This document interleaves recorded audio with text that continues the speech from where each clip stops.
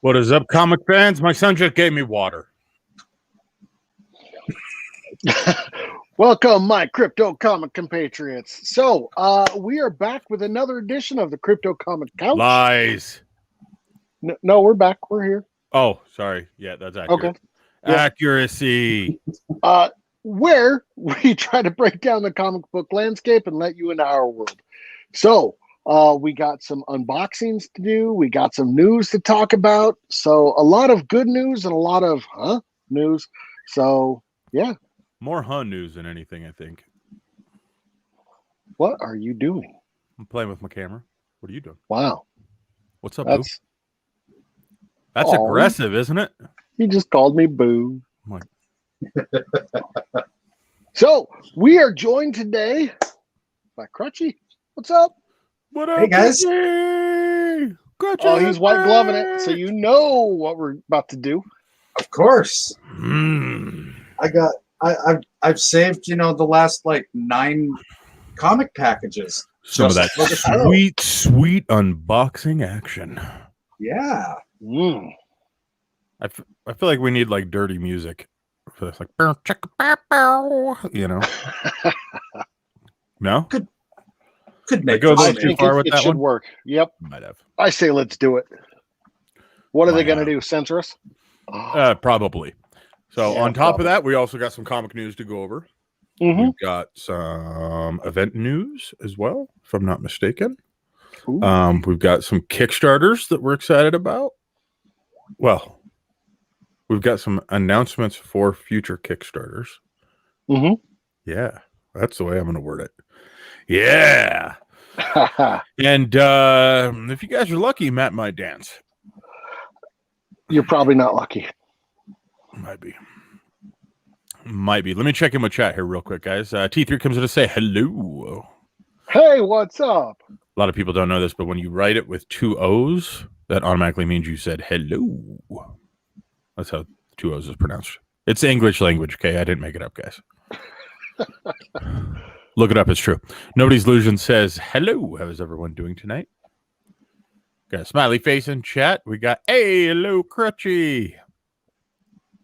I love the fact that your nickname's caught on so much that that's just your name at this point. You know what I mean? Like most people will be like, "Who's Andrew Dodge? Who is that?" We had a creator who, let me think about this before I open my mouth because that's what I'm good at. We had a creator who's doing a Kickstarter, and I forget which one it was, and it was hilarious because they were like, "Oh, I just got backed by an Andrew Dodge," and we were like, "Yeah, that's Crutchy." And they're like, no, Andrew Dodge backed it. Crutchy's in your chat. And then started arguing with us. And we're like, okay, yeah, that's cool. I don't know who this Andrew Dodge guy is. Illusion says, oh, sweet unboxing action noise. T3 says, Fry, I hear that sound every time I talk to you. LOL. Maybe. Illusion comes in to say, where's Jared? We had to put him down. He kept chewing on the furniture. I'm sorry to be the one to break the news. Bang, bang. Yeah. Amy Frazier comes in and says, howdy, guys. And Illusion says, LOL. Just kidding. We didn't put Jared down. He may or may not be joining us a little bit later. Keep in mind that usually on the couch show, Jared isn't always on these ones, just because he's got other things that he's doing during the week. And Matt and I are the ones that got lassoed for this show. That being said, essentially anytime you see a spotlight, Jared's going to be on there because there's no way we could row that boat upstream without his enthusiastic paddle. Did I just call him an enthusiastic paddle? I did. I really got to start thinking about things before I open my mouth, ladies and gentlemen. Amy Frazier says, old Yeller behind the shed. Damn. Wow, we went there. Spoiler alert, Amy. Not everybody has read that book. Jeez. So let's see. So what have we had going on, first of all? What about you, Crutchy? What have you had going on lately? Just backing Kickstarters and Indiegogos and work. Machine.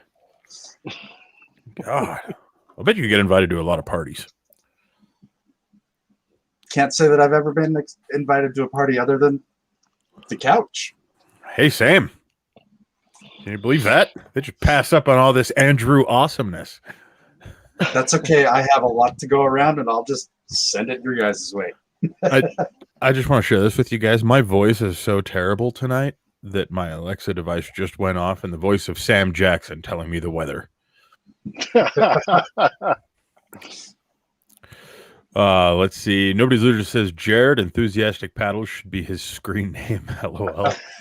Peter says he's a beast. I want to party with Crutchy now. Everybody wants to party with Crutchy, but he's ours. He's our friend. You don't talk to our friends. Wow, he's protective. Sorry, guys. For family movie night last night, I was forced to sit down and watch Mean Girls. Have you guys ever seen this show? Oh, yeah. It is awful in all the best ways. It's like one of my favorite movies now. I'm Are you afraid to kidding say me? it. Dude, Oh, it's no. fantastic. I laughed so hard during this movie. Like, I know it's designed for teenage girls, but I thought it was hilarious.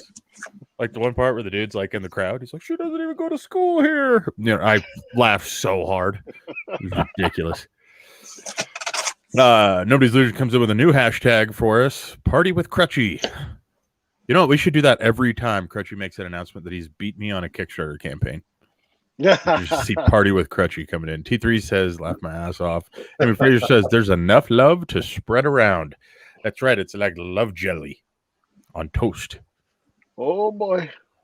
What? Going weird again? All right, Yep. I'll knock it out. You went weird. T3 says, dude, don't feel bad. I teared up on Freaky Friday. Homie, same.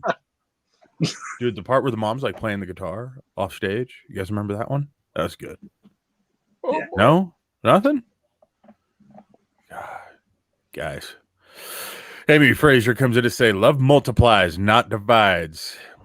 In my case, you cannot divide by zero. Bada-ching! Oh, boy. Hey, he's a big dumb animal, isn't he, folks? This is what happens when Fry's been on the phone all day long. He starts to lose his mind at some point. And Illusion comes in to say, well said, Amy. Oh, and we got men saying that's so fetch. See, fetch is never going to happen. I think fetch should, though. Somebody needs that on a license plate. We need to put fetch on the license plate to just see how many people get it. I bet a lot of people would, though. It's probably not an original idea. I'll bet somebody like a block away from me has this license plate now that I'm thinking about it. A little ridiculous. All right, Matt, what have you got going on this week? Let me see. We just, kind of recovered from the TCT invasion. That was awesome. How long did you hang So over fun. It was pretty bad. I was wondering. On Sunday, I was done. I was done. Poor soul. Ooh, that was fun though. I had a good time with that. I had a damn good time hanging out with TCT and their team. They're so much fun. So yeah, and I already said what I've been up to, watching teen girl movies because yeah. Ooh, I also watched Killer Clowns from Outer Space though. Okay. Oh, that movie. So good. It is so good. Anywho, all right, let's get into it. What do we want to start out with? Oh, Amy Fraser says, holy crap, I just realized Crutchy's not wearing a CC shirt. It's because I probably made a joke that he had enough to go through the entire week without doing laundry. And so he's just trying to prove that he's actually purchased his own shirts at some point in life. I'm willing to bet this is the only shirt he owns that's not a Crypto Comics shirt or work-related. No, There was hesitation. There was hesitation there. I had to think about it because there's some that I just need to throw out, and then there's. Hey, we've all got those. The trick is to hang on to those long enough that you get a significant enough girlfriend that she'll come into the house and be like, yeah, you got to get rid of these clothes. And then you go, all right, look, I'll meet in the middle. You can get rid of 10% of them. You know which ones are going to go. And they were strategically placed there just for this moment in time. That way, none of your band t-shirts get thrown away. That's the way to do it. Right. If you, gentlemen, ladies, if you're watching this stream and you're about to go through this, significant experience, do yourself a favor, go out to the Goodwill, buy yourself a handful of Old Farmers t-shirts, throw them up into your closet. Thank me in the morning. 100% of the time, it works every time. That's probably not true, but most of the time it works every time. Unless, I will say this, the one time I took I took the girlfriend to Goodwill with me trying to do this. That was just stupid. Yeah, I it didn't sounds think like a that one mistake through. already. I mean, yeah. So don't listen to me. I'm a moron. That's what we're coming into. Illusion comes in to say I was there for the TCT invasion. It was very fun. It really was. We had a killer time. Killer Clowns from Outer Space is so bad it's good. Look, it's a brilliant movie. I absolutely love that movie. That's the one movie that I wish they would like do a reboot on. Make like a whole Killer Clowns from Outer Space cinematic universe for us. Illusion says, I wish I had more Crypto Comics shirts. I treasure the 2 that I have, though. 2 is a lot. Like, a lot of people don't have 1. A lot of people. T3 says, left my ass off. I love Goodwill. Goodwill is a shit. I'll tell you all right now. You can get some cool stuff at Goodwill. Dude, I got a toaster once that puts the logo of, like, the Imperial logo from Star Wars on your toast. What? Got it at Goodwill. Love that thing. For real, man. I've gotten so much ridiculous stuff at Goodwill. Like, I got my little Bop It R2D2 that I'm always playing with. Got that at Goodwill. You know what I mean? Like, you can find all sorts of cool toys because someone's significant other made them throw it away because they didn't really love them. And that's the story I'm sticking to. I picked up a toast. I picked up a toaster also that does both the hot dogs and the hot dog buns. I've seen those. That's a significant pickup right there. Right? Those are pretty badass. Honestly. And you're a single guy, right? Yeah. So that's right. Crypto community, Andrew Dodger single. But that's one of those things that single dudes are the only people on the face of the planet that can get away with making that purchase and not getting yelled at. You know what I mean? Because you know somewhere someone's like, why in the hell did you buy this hot dog toaster? And you're like, because sometimes a man just wants a hot dog. a nicely cooked hot dog, fresh out the kitchen. Matt, you know what I'm saying? You don't deal with this, Matt, because you're in a long-time marriage and stuff. You forget what it was like to be like, I don't. Do I cook the hot dog or do I just eat it raw right out of the fridge? Because I'm hungry and I want a hot dog. You're not going to fire up the grill because you're just cooking for one. You know what I mean? You don't want to get out the charcoal. I never forget, man. I'm just saying. It's the way to go. Whoa, T3 says, we've moved forward in hot dog making with that. It's the future. Welcome to the future. This is the kind of stuff that Orson Welles was writing about. Illusion says, T3 Comics, fun fact, Goodwill is how I built up half of my comic book collection. I hit the jackpot one time when someone donated their whole collection. Damn! What? Ooh, that'd be cool. That'd be fun. That would make for a fun show. Guys, would you guys watch it if Matt and I went to random like Goodwills and stuff trying to find comic book stuff?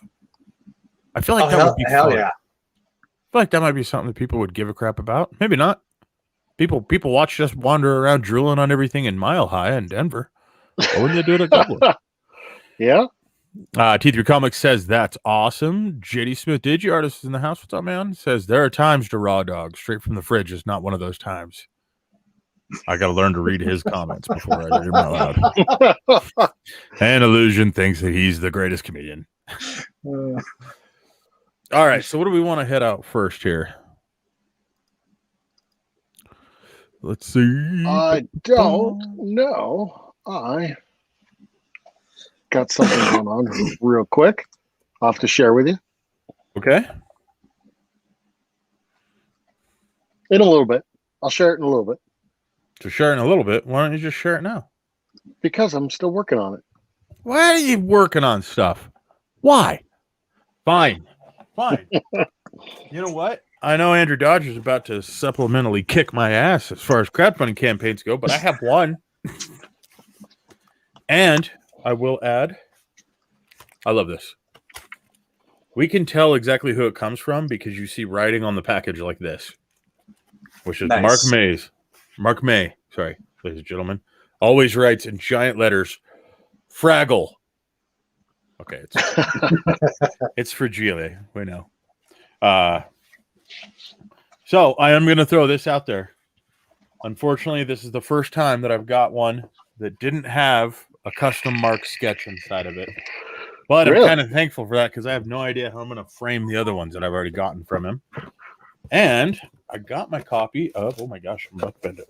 I got my copy of Hellpug and Velocicock, which I'm very excited about. And don't worry, I already checked. This isn't a not safe for work bad enough cover to not be able to show on stream. So we should be okay. But I'm also pretty stoked for this. I got the little holofoil card. Nice. Which means that I'm really building out that Hellbringers collection that Andrew's about to just absolutely beat me to death with, I know. Because I got a feeling you probably got every damn cover that they have, eh? I'm still waiting on mine because I got the metal cover variants. I'm still waiting on mine because I did the custom Bentley handmade mahogany oak variant. I love this competition. Oh, jeez. Just like I was #1 for Cloud Scratcher. Yeah, but you cheated. How did I cheat? Because they weren't supposed to launch it until we went live on stream, and the creator messed up and hit the wrong button. It launched, and you jumped on it. But I was sitting there trying to make marketing stuff for the creator, and all of a sudden I was like, what do you mean it's already launched? And I look in, and there's one freaking backer already.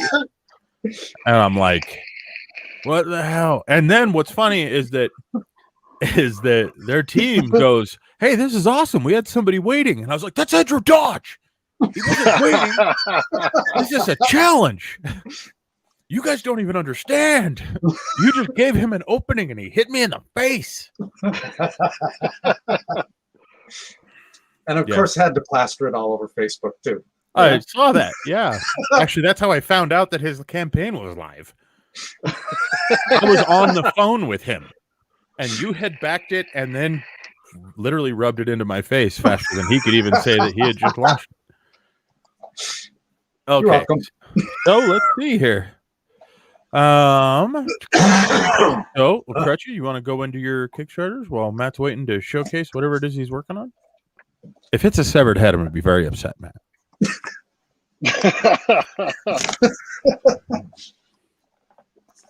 So let's see which. All right. So Tragedy, the Kickstarter. Oh, those are in the wrong box. Such a sick book.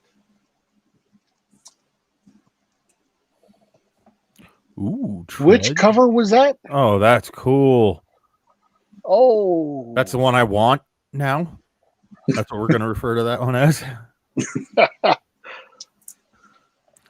I have more. That's what she said. Oh, you have more Tragedy covers. Oh, this is. Yep. Because I got the Legendary pack. Big spender. Big stumber or spender. Oh man, I am a little upbeat with jealous rage right now. I'm gonna be honest with you. Oh, see, that's the Ian Churchill. I love that cover. I love that too. I thought I ended up ordering that cover, but I ordered a print of it, not the actual cover. So,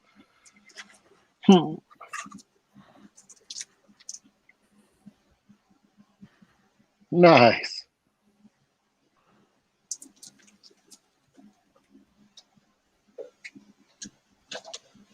Let's see, what's this? The print. Ooh. That is cool. So I went as far as opening the actual boxes, but I didn't open the contents. Well, while you're doing that real quick, let me catch up on chat here real fast. Let's see. Min Dinosaur on YouTube comes in to say, you get sidetracked too easy. What kind of dinosaur is that? That's a long neck. What's a long neck? Long neck's like tree stars. Brontosaurus. You guys ever seen that that T-shirt. Land Before Time. Yeah, yeah, like we've all seen it. Time characters, and it's like M&F and tree stars. You've never seen that one? That's so rad. It's got like a tree star like printed around the neck, so it looks like bling. See, I don't get sidetracked. Lou just said, let's do the unboxing first, perhaps. T3 says it was on tour with this guy, or I was on tour with this guy from Sweden. I won't say the band's name, and he woke up in the morning and ate cold hot dogs and cracked open a beer. Turned around, looked at him, and he said, F reality. I mean, you'd have to live that way if that's the way you felt. Illusion says, wow. LMAO. Mendinosaur can't get sidetracked when there's no track to follow. Hey! Thanks for being on Team Fry, Amy. Shirt. Jay Smith says, question for the CC peeps. Who determines / publishes the average market value of comic books, and how do they grade judge indies that published by indies via Kickstarter, Indiegogo, etc.? So it's kind of a long, drawn-out process. You can still get book values from places like Comic Book Realm, standard elements like that. However, a grading system will actually only work once a book is submitted for grading from either the creator or from an original print from a fan. So if, for example, JD Smith, if you were to back a campaign and take one of those books and send it to PGX or CGC, they will grade it and they will then enter that book into their system. If nobody ever sends them one to get slabbed, then they will never put it into their system. That's why a lot of times you'll see that, well, you won't now, I guess, but there used to be what was called the diamond slab. And you'd only find it at different convention and events, and you'd have to find the diamond booth. You'd go to that, and they would actually be reselling the versions of, or the copy of the comic that Diamond themselves had sent to get slabbed. And Diamond themselves would sell it right at their convention booth for like next to nothing. I think they were Matt, like $10 back then. I mean, it's been a few years, but it was still like half the price of just what the slabbing cost. And those are really, really hard to find because obviously there's one of every book that's done that way. And Diamond would always put this terrible looking sticker over the grade that said official Diamond, like whatever, official Diamond book or something like that. So you had to like shift the slab to the side and look underneath the sticker to see what the grade was. And it was always a terrible grade, which then people realized all Diamond would do is like if a box would get beat up, they'd be like, oh, take one of those ones with the bent corner and ship that off to get it slabbed and entered in. But the reason they did that is because your local comic shop used to actually be able to order pre-slabbed comics. And that only lasted for, I don't know, Matt, what, like a year and a half, 2 years, I don't maybe? even think it was that long, was it? Yeah, it was really short. But you could like go in and say, hey, I want a Batman Who Laughs, but I want it slabbed in a 10.0. And Diamond would actually send the comic shop a 10.0 slab. And a lot of people, that was the only way you ever saw a 10.0. But because of that, they quit. I don't think there was ever a guarantee that it was going to be 10.0. I remember it being like 9 or higher. But you were able to buy a specific grade. But it had to be a current book. It had to be basically the week that book was being released. And after that 7 days, there was no guarantees after that. That's when then it would slant down to you would buy a 9 and you knew you'd get like a 9.2 or a 9.4 or whatever. But for the very first week, I remember you could do that. You could get 10s. And that was the only way that anybody ever saw 10s. But they quit doing it because so many people would purposely order a 10. Diamond could never fill it. If you guys aren't aware, getting a 10 is like a unicorn. It's impossible. Mm-hmm. And so what happened is Diamond couldn't actually fill the order for all the 10s. So they quit doing that option altogether for people. But yeah, so that's how everything's graded and judged. That being said, as far as the value goes, it always goes off of recent sales. And that's with any books. It doesn't matter if it's indie or if it's from Big Three or whatever. Let's see. Min Dinosaur Longneck says, haha, so true. And Longneck Dinosaur. And Hayes says, Diamond Distributors. Yes, the evil word has been said. Jason Artist says, okay, and then how is the value determined for the books? For example, if 6 years, when will the books Crutch is showing be worth? Again, it goes off of the previous sales value. Just like any other industry. You know what I mean? Your car is worth what it's worth because that's the average market value for it. So, and I love this. And don't give me the value doesn't matter. We support the creator's response. I want answers, damn it. I didn't say that, sucker. That being said, though, let's see. Hazen says, definitely sounds like Diamond, and says, where the heck is Jared? So here's what's funny, is I knew that Andrew Dodge was going to come in here. I knew that he was going to show all sorts of these badass things that he's been crowdfunding. So I decided that we're going to bring some friends of our own this time. Because we need to have some fun, especially if we have Andrew Dodge on. So, ladies and gentlemen, may I present to you Jared. Jared! And then Hazen says, I see you brought your friends. I love how Jared's like trying to hide, even though he's already been on the screen. We see you. Is he just standing still, or is he actually frozen? Oh, this is creepy. It's really hard to tell with Jared sometimes. It could just be a cardboard cutout of Jared. We don't even know. No, his camera's frozen. I feel like he would have laughed by now. So Jared may be having just standing there. Jared may be having some connection issues, guys. I don't know. Jared has a hard time standing still for this long. Yeah. Oh God, here you go. Jay Smith says, Bug Magnet bringing you 240 DPI resolution since 1995. Nobody's Illusion says, blink once if you're okay. Oh, geez. Yeah, so we lost Jared. Hopefully he'll be back on here in a second. So, that being said, Crutchy, go ahead and bring your next one on. Ooh, and just be ready because we got some friends coming in tonight, I think. Just there. That's cool. I like that card. Right? Oh, yeah. That was really dope.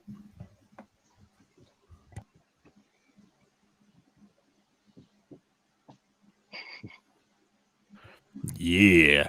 Dude, they came out with so much cool stuff for that tragedy. That was one of those ones where I felt really bad because every cover looks so awesome. But I was stoked when I got the package in the mail and they had included so many of these different postcard designs and stuff, because then you didn't feel like you weren't able to support enough creators. You know what I mean? That was cool.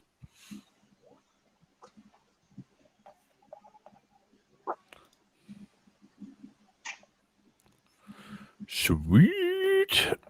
I should put that as my profile picture.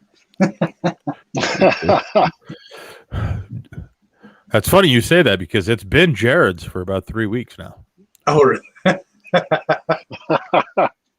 It hasn't. I'm kidding. This is cool. Too bad it.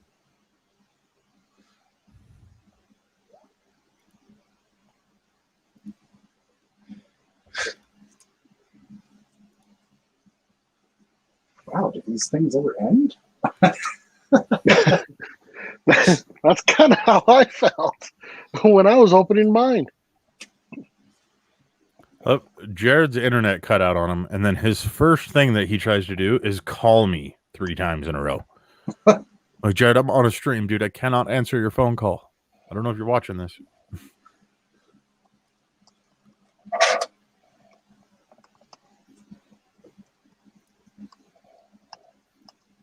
That's cool.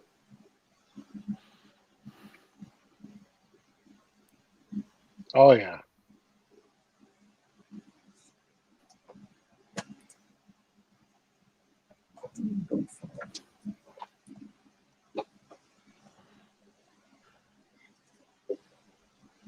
That's like ASMR comic book style. T3 says, we need music. We talked about that. It says, what size are those? I believe they're 5x8, but correct me if I'm wrong, Crutchy. These are actually like 5x11. Those ones there. What about the cards earlier? Yeah, those were 5x8. Hazen says, yeah, this dude needs to do ASMR unboxing comic videos.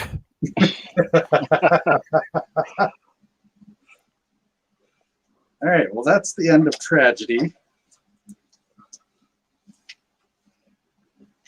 Thanks, Philbo Entertainment, That was way cool. Right? That was way more than I was expecting to get, to be honest. That was a buttload of comics. Hazen says, I bought the comic collectibles you wanted. ASMR. T3 says, breathe into the mic.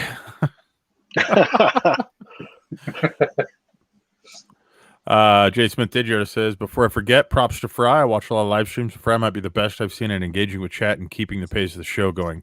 Oh, well, good job, Fry. It's JD Smith that just said that, though, so I feel like there's gonna be a follow-up where he just basically kicks me in the nuts. Right. But Jared is prettier. Yeah, but Jared's more handsome. Whatever, JD Smith, get out of here. All right, So Gretchen, what's this one from? This one is from Gronk. Ooh, Gronk. Oh, yeah, yeah. The homies. What's up?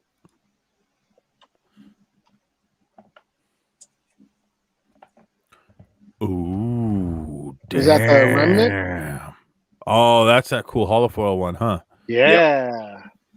So this, I actually ordered this one off of their website. Nice. Yeah.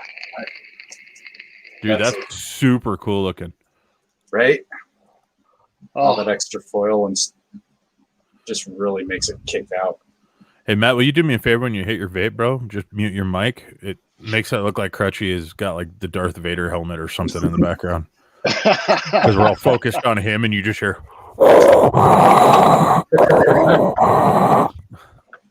Sorry for anybody that's wearing headphones there. I probably should have done warning. Yeah, Jay So Smith what's that says, one? damn, Starcross went in all that 90s nostalgia. 100%. And they said it was really difficult to find someone to do that print process for them as well, which is surprising. I thought that was an old process, so I just assumed that everybody did it. But the more creators we talk to, the more have said that it's actually, everybody's converting over to the metal covers now because that's what the industry is really looking for. Yeah. And holofoil is just getting harder and harder to find. Same with die cut. I guess die cut's really kind of going out of style, which is surprising because I love die cuts. Yeah, die cut stickers are everywhere. Like that's like a standard now. You get die cut stickers, you know what I mean? But it's weird that you don't see that on comic covers anymore. This is going to be cool. So this is the V figure from Dreamkeepers. I got this during CouchCon. Oh. And I actually went with the hand-painted version from Liz. Dirty. So, yeah. I got the regular version. My tail broke off my V. I have to glue my tail back on. Dude, I was so sad. Bro, I was so sad. I got imagine. It, and I was just like, not the tail! Ugh. But I'm still stoked for it because I got a homie that she does like really, really elaborate like mini figurine paintings, and she's gonna actually hook it up on the paint for me. So I'm really looking forward to seeing how somebody that hasn't seen Dreamkeepers, like how they'll visualize that coming together. I think it'll be pretty cool. I think the tail's broken on mine too. T3 says relaxing jazz coming up next, and Andrew Dodge to soothe your soul. Stay foxy, cool cats. Hazen says, oh, dude, I haven't seen one of these yet. Your tail broke? That's the best part. Yeah, but to be fair, I think like those things are so fine-tuned and meticulous. I think it's probably just like, if something's going to break, it's going to be the tail. So it's not that big of a deal because, I'm sure I can reattach it. No problem. And those things are huge, too. That's the other thing, is they were so much larger than I had expected them to be. I don't know why. They put on their website like what the actual dimensions were, but but yeah, until you see it in person. Yeah. Now these are the same ones that they had at the Megaplex, right? Yep. Oh, right there. Ooh. Oh, your tail did too. Yeah. That's okay. You can still attach it. Yeah, I mean it's a very small connection point. So yeah, I kind of figured it was going to end up breaking. Hey, look how rad that paint looks, though, dude. Right, dude. Right. That is pretty sick. Yeah, Liz does an amazing job with those. Yeah, she told me she had a lot of fun painting it. Y'all, hold on, though. Did you guys know that Dave and Liz had a pet alligator? Dude, that was so it is awesome. It's the cool. Oh, I guess, yeah, Matt, of course you know. You were with me when we found out. I'm an idiot. Yeah. They got the coolest stories. Yeah. I got a calendar of pictures of this alligator dressed up in different holiday poses and outfits. And it's like the coolest calendar I've ever seen in my entire life. And some of the stories of this are just the coolest things. They're like, oh, yeah, just alligator just curls up in bed and hangs out and sleeps next to us. I'm like, what? Like, I want to get Dave really on a stream and just get him started talking about their pet gator, because like it's the coolest thing ever. And he's talking about how like the gator gets pissed off at him, and like, so you're like, oh man, this gator's gonna tear some shit up. It's a gator. It's time to do gator shit. No, he talks about how like their pet gator has like basically the mentality of like a teenage girl, and just rolls its eyes at him and stuff. And like, I'm like, this is the coolest thing. It's one of the best story times I've ever had. Dude, when he was talking about how he would have to keep giving the gator a bath, I was dying laughing. Like, yeah. And then he's telling us that the gator crawled into bed with him and the gator wet the bed. And I'm sitting there thinking, if a gator is in bed with me, it ain't the gator's wetting the bed. Yes. Like, I guarantee that. Hazen in chat comes in to say those numbers mean nothing to human brains. LOL. And then Hazen also says, God, all right, now I wish I got one. Talking about the V figurine. Hazen didn't get one? Wow. Hazen. I expected more from you. Min Longneck says, I love that Crutchy buys himself Christmas every week and then shares. Hey, that's a good point. Imagine what he does for himself during Christmas. Dude, I'll bet you go ham, bro. Yeah. Do you like get drunk and then jump on like Amazon so that it's all a surprise when it comes to your door? I've done that before, just never on purpose. Oh, totally did that after the TCT stream. Yep. And others just says, wait, what? A pet alligator? Yeah. No bullshit. Next time David Willie's on, we'll talk. It's awesome. So cool. J. Smith Didjarda says, that's a dinosaur sleeping in their bed. Yes. And then he says, Jurassic Park. Yes. Things don't end well. We got Rose Kirby in the house. What's up, Rose? Says, hi, good Hey, morning. Rose. Happy 1 year anniversary today for the DC fandom. Yes. What's up? Okay, so we got some friends that are about to join. First of all, everybody cross your fingers that the internet connection is going to be stable. Hey. And Jared dropped, but we got missed at Coat Day. What's up, Dan? Hey, look, you know what? I didn't even plan this. I just wore this shirt. All right. You didn't play. I'm not lying. No, I don't lie. Come on, you guys know that. Dude, that's rad. How are you guys? Coat Day's for to shoot anything. Crypto knots. How's the crypto knots? How you been, man? I've been good, real good. Let us introduce you to Crutchy, a.k.a. Andrew Dodge. He's like a really, really prevalent member of our community. Yes. I sent him a book of mine and it got beat up on the way over there. Yeah. Oh, no. I owe him big time. Hey, that'll happen, though. That's part of shipping. Yeah, man. Like I said, like I don't need you to send me another one. Like, that wasn't your fault. Oh, that's very thoughtful of you. But so, I'll get to you for sure. So Jared's supposed to be joining us as well, but it looks like he's having some difficulty with his internet tonight. That's what I heard, yeah. Yeah, as Illusion says in chat here, poor Jared's connection is bad. It is. Well, that's what happens when you stick with AOL for this long. That's rough. That's rough. You can't tell him the dial-up isn't the way to go. He thinks that's safer. I remember the music. I got pretty You've good got internet mail. here, so I'm glad. Checking in with chat again real quick here. Hazen Cruz says, tell him to tell you about his bird sometime, Cosmo.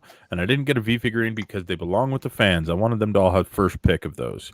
Though I'm a fan of Dream Keepers, it didn't feel right to reach in the cookie jar ahead of everyone else. I would have reached right in that cookie jar. Hey, Jared's Nobody here. Loser says, LOL. JD Smith Digiartist says, Intergalactic Ninja Dan Cote. Yes, Yeah, that's the the one and only. How about that? And then Illusion says, Ask Jeeves, anyone? LOL. Yep, that would be Jared. Jared would use Ask Jeeves. So we have a little bit of a fun announcement tonight with Dan here. Oh, Yeah, for Am the I- last year, I've been heads down working on a new concept, and I know I teased you guys with that before. I mean, I couldn't tell you anything, but the Yeah. cat's out of the bag now. Yeah, thanks for that, Dan. Appreciate the rest of social media found out before your homies. Yeah, sorry, homies. We made a shirt together, Dan. Is nothing sacred anymore. I'm going to go ahead and remove Jared because his internet clearly froze again, and it's just weirding me out that he's just standing there like perfectly still. Could have been a standee, because he does a lot of appearances, and people like to pose with the standees. And get I their could see picture Jared taken trying to with pull it. that off. Don't give him Right. any ideas, Dan. He'll do it. There was one. I think it might be the 3D book actually, the Zen 3D book. We had a Mhm. QR code on the back of it, and that's when QR codes were new and interesting.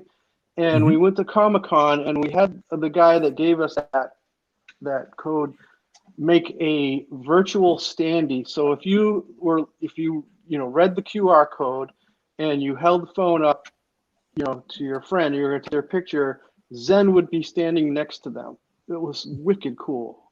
It was Oh, that's really sweet. life size. Yeah, it was like a virtual cutout for photo ops. It was really kind of neat. I would love to just mess with Jared with that. Jared's the kind of Yeah. person where you could like do the app and not tell him, then hand him the phone, and he'd be like, "Guys, I swear, an intergalactic ninja is chasing all of us through this convention right now." He's hunting me. Yeah. And Okay, he well- is. As long as I'm alive, you're still gonna see Zen in the world. So it's always gonna be a Yeah. presence. Yeah. Yeah. So, but yeah, I got something new going on. do you wanna tell the folks in chat about what that is? Intriguingly enough, it is about Nikola Tesla. So it's Yeah. a fantasy about what would he be like if he lived another 300 years after his alleged death in 1945. And Does he look a lot like me? he's got no beard, but he does have the mustache, the fine mustache. In fact, All right, I'm gonna pull that off. Yeah, he's I'm got gonna a work on mustache that goes out to here. It's pretty fun. Oh, whoa. It's a living mustache. It's alive for sure. But yeah, so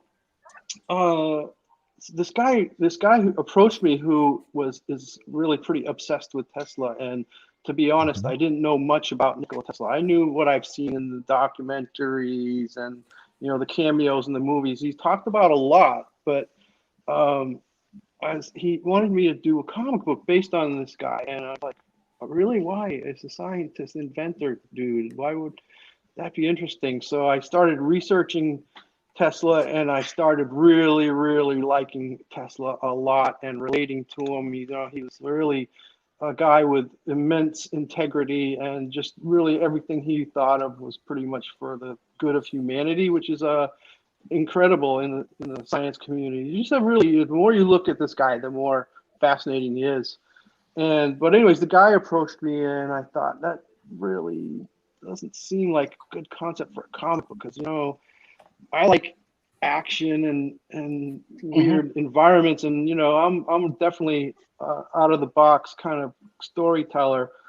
And I asked him, well, if I do this, will I have carte blanche to tell the story any way I want? And he said, oh yeah, sure, you're the expert. So I decided to create a story that starts when he dies. And so it's a complete fantasy, and it goes on for 300 years. So picture this, Nikola Tesla supposedly dies, but the secret society replaces his body with a clone replica, throws everybody off the trail, and they whisk him off to this island in the middle of the Pacific. And from there, he's cloned a few times within that 300-year span. So I start this storyline in the year 2300, but in the big picture, we're going to tell the story from 1945 to 2333. And so my idea is that, for instance, right now I'm working on a story for the year 2300, and that will be a 5-story arc that will be assembled in the end as trade paperback. Got it? So that means every year in between is going to be a graphic novel. So we're looking at 300 graphic novels. And I just know I won't live long enough to do that myself. So at some point I'm going to need help. And, but yeah, so like, think of this, Tesla's around for 300 years. He's inventing stuff, incredible things, and in every significant event between 1945 and 2333, he's got a part of it. For instance, the Bermuda Triangle will be explained. Tesla was involved, of course. We love you. The Bigfoot sightings, all kinds of things. I'm going to go everywhere with this story. It's going to be so wild and fun. But yeah, that's what's going on. It's pretty intense. That is awesome. That's awesome. So it looks like Jared's trying to barge his way in here. Let's just let him back in. I hope he makes it. He's moving. Yeah, it's not his standee anymore. Sorry, guys. Hey, my welcome. internet was terrible, to say the least. Yeah. So do any of you guys know Nikola Tesla? Are you familiar with with the man? Oh, yeah. Yeah. He's one of my heroes.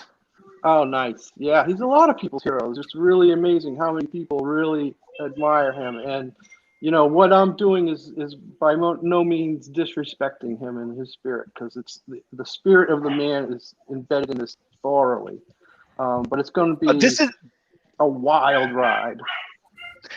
Are you guys going to be using a lot of research on his stuff to really draw in realities of what he was doing and how he really kind of changed the path of human history and things like that?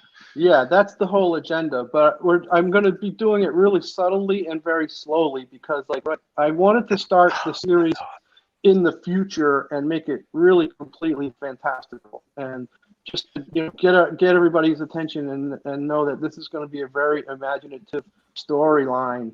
But we're also, of course, in 300 years, we're going to be time traveling and jumping into alternate universes and other planets and stuff. So we're definitely going to go into his actual history and cross paths there. But yeah, definitely the agenda is to really honor this man and what his level of integrity and what he's given us that we're using today. Drones. Thank you. He did that. He was doing RC controlled stuff, and when people were riding up in horse-drawn carriages. This guy was amazing. Tesla coils are being used today. Sure. Yeah. So yeah, and so we're doing a good thing. We're honoring a real live hero who's a hero for not just for being rich, but for doing really amazing things. And hero of the human race's progression. Yeah, yes. That's his the logo I came up with has a slogan, protector of humanity. So, think about what would he be if he were cloned 300 years ago? What would he? That's where we have to think. It's really fun. Did you know he had an idea to turn the world into a spaceship? No, I did not know that. He had the technology all figured out and stuff. Yeah, there's so many awesome things that Tesla had freaking planned for the human race. Yeah. Oh, yeah, I love it. And I will go there. Yeah, I'll find out all those things. We'll dig them up and we'll drag them in there for sure. Yeah. I think that's going to be awesome. Yeah, so this you guys soft launched a campaign on this, right? Yes, we have an Indiegogo campaign. We just started, kind of quietly started, but it's my friend, so it's like almost Critchy just smelled blood in the water. Look at him go. He's like, wait a minute. What? Here's the thing. Because Crutchy is such a bad A in the community, there's a really special thing about what Dan's doing right now, and this is one of the reasons why I wanted to bring him on. So we're actually going to be doing a show with Dan on Monday, which is going to be awesome. Next week, Monday. I know it is Monday now, and we're doing a show with him, but that's not really what we're doing right now.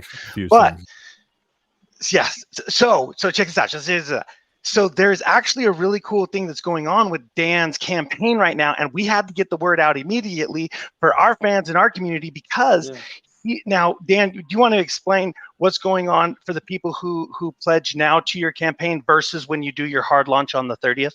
Oh, for sure. Yeah, we have an early bird special where you're going to get anybody who signs up at any level will get a really nice print of the cover of the second episode that I'm working on now. The cover's done. It's beautiful. It won't have the logos on it. It's going to be just pure art, and that will disappear on August 30th when the hard launch happens. So between now and the 30th, that thing's up for grabs, and it'll disappear after that. But it'll be on cover of the second episode when that's dropped. But the other interesting thing about this campaign is that what the best way to approach this project is to be a subscriber. I'm looking for people to subscribe and help me maintain this momentum. And what you get is access to all these digital versions of the stories that I'm making, and you get a physical comic book in the mail. So you're getting the best of both worlds. Automatically, you're going to get as a member at a certain level. It had to be worth the the subscription rate, but you're getting 5 books. And the interesting thing is where can people sign up to do this, Dan? Indiegogo. I don't have the link handy. I'm not sure how to hand that link over to you. How do I do that? You'll see a private chat in the window for StreamYards, and you can shoot that to me directly, and I'll get that up into the chat. Or Brilliant. we can all just join up together and berate Jared for not getting this link ready for us. Hey, just so you all know, this was last minute. Jared seems to be having more internet issues. Right out. That's the reason. Your internet's working again. I'm proud of you. Now I know how you feel. I'm sorry. I'm sorry, Fry. Fry, you got a button. You got like an ejector seat button there. Is that what's going on? Oh yeah, dude. Watch this. It works really good. Boom. See, we can do it to anybody. Oh, look, there you go. Just eject right out of the stream. Okay, Yeah, you're back. okay. So inside of chat, guys, thank you, Crutchy. Crutchy just shot me over the link for it. So I am putting a link for the Indiegogo campaign as well right now. So you can be able to find that as well as on your screen here. Oh my God, it's going to be you young fellas are amazing. /project/ tales of Tesla -2. So you can look for that inside of the chat. Go check this thing out. Now these memberships are pretty sweet. This is definitely a new feature that Indiegogo's got going. Not a lot of creators have actually been using it yet, which is really pretty cool. And so if you're unfamiliar with how the membership tiers work, or actually, Dan, I'll let you explain it. It's probably going to be better for you to be able to explain the difference between the tiers as well. Oh, you've got such a great radio voice, though. I like when you explain it. But, right, dude? He's got a radio face too. Yeah, for sure. But yeah, what you're seeing now is the characters in the first episode of Tesla 2300. As a subscriber, though, I didn't want to keep people waiting a year for me to do these subsequent books, so I've got other books also in this deal, and that's down further. You definitely want to scroll through this whole thing, because further down there's a drop schedule and it shows all the different books that you're going to be getting. Let me do this. I'm going to shift focus here really quick. Oh, not to Matt. Oh, Lord. Wow, dude. Oh, Matt. Hey guys, Seriously. how's it going? Are you ready for your close up? Yeah, He is now, buddy. There we go. This way, Dan, you can kind of help explain it, and we've got that picture going for us. Yeah, So, yeah. Ooh, nice. So everyone that's a founder or founders level and up is going to get the physical in the mail. correct. Correct. Yeah, That is which awesome. is a great value. 5 comics, delivered to your door. Plus, we're definitely going to keep people engaged. Everybody gets a newsletter. You're going to see behind the scenes stuff. I'm going to show you how I do this artwork. Because I definitely have a unique look and a unique formula that I'm applying to the rendering of this artwork, and I'm really anxious to share that with people. So, I'm going to show sketches and the whole process, and there's more than just a book here too. The digital comic is really different because it's closer to a motion comic, but it's designed to be looked at on the way people look at digital comics on their phones. So it's in a cinematic format. There's audio, there's a little bit of movement, so it's kind of close to a motion comic, but better. A lot this real professional grade actors and sound effects. It's going to be a really fun thing to look at on your phone, and plus the artwork. The way that I did the artwork is so vibrant and crisp, and on a phone, man, that looks tight. And so that presentation is very different than the physical comic, because the physical comic is the true comic art form that I really know and love.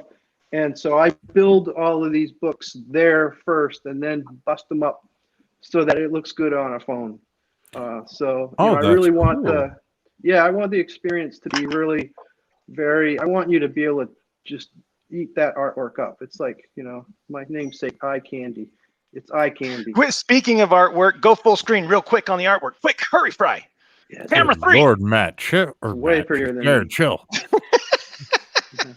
Down, Jared.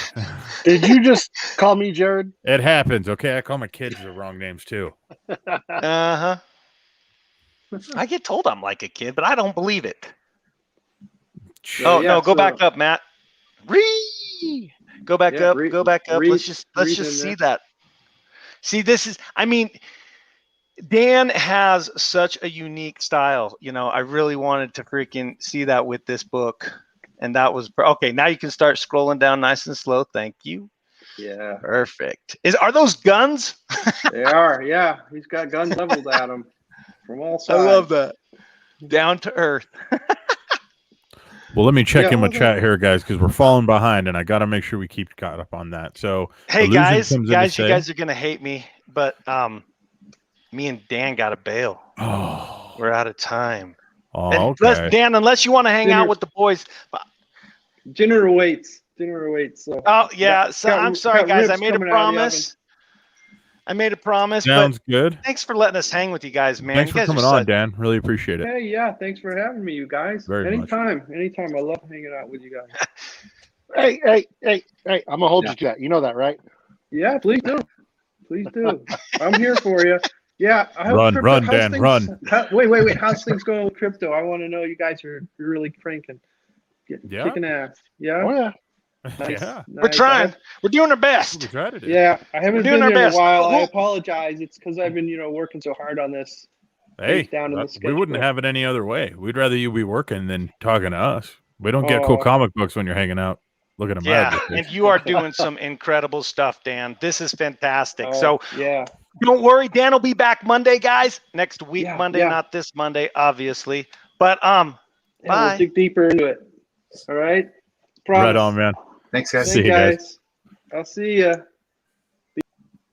And so, yeah, everybody, make sure you guys tune in on Monday. If you make sure you hit the like button on this video, hit subscribe, hit the little bell notification when we go live. That's how you'll know exactly when Dan comes back to join us. Mm-hmm. We're going to go, as he said, into a deeper dive on this comic. This would be pretty cool. Normally, yes, we wait and save this type of information for the spotlight. And I apologize if it seems like they came on really quick and then dropped off really quick. We weren't trying to hit you with any kind of commercial break there. We were just really trying to make sure that we got the word out to the audience that they've got this early bird special type of thing going on. I'm really showing my age there by calling it an early bird special, right? I know, man. I get it with my AARP card. But yeah, so we wanted to make sure that we could get the word out. And I can already see Andrew Dodge has already supported it. Thanks for beating me once again, Andrew Dodge. But here's where it gets even weirder. And Jared, I even beat Joe. Jared, yeah, that's like here's Joe saying thanks for backing Tales of Texas. Contribution ID is number 4. Both Andrew and Joe have beat me on this one. So you know what that means. That means I'm going to have to make a little quick call like tomorrow to Mr. Cote. I'm going to say, hey, Dan, let's work together. Let's figure out some cool new sticker design or maybe a new badge design, something like that I'm going to get that Joe and Andrew can't get. Suckers. That's right. I'll do it. I'm a jerk like that. I'm petty. That's the way this works. Jay Smith Digiartist says, look at Tesla just being a regular old Emperor Palpatine.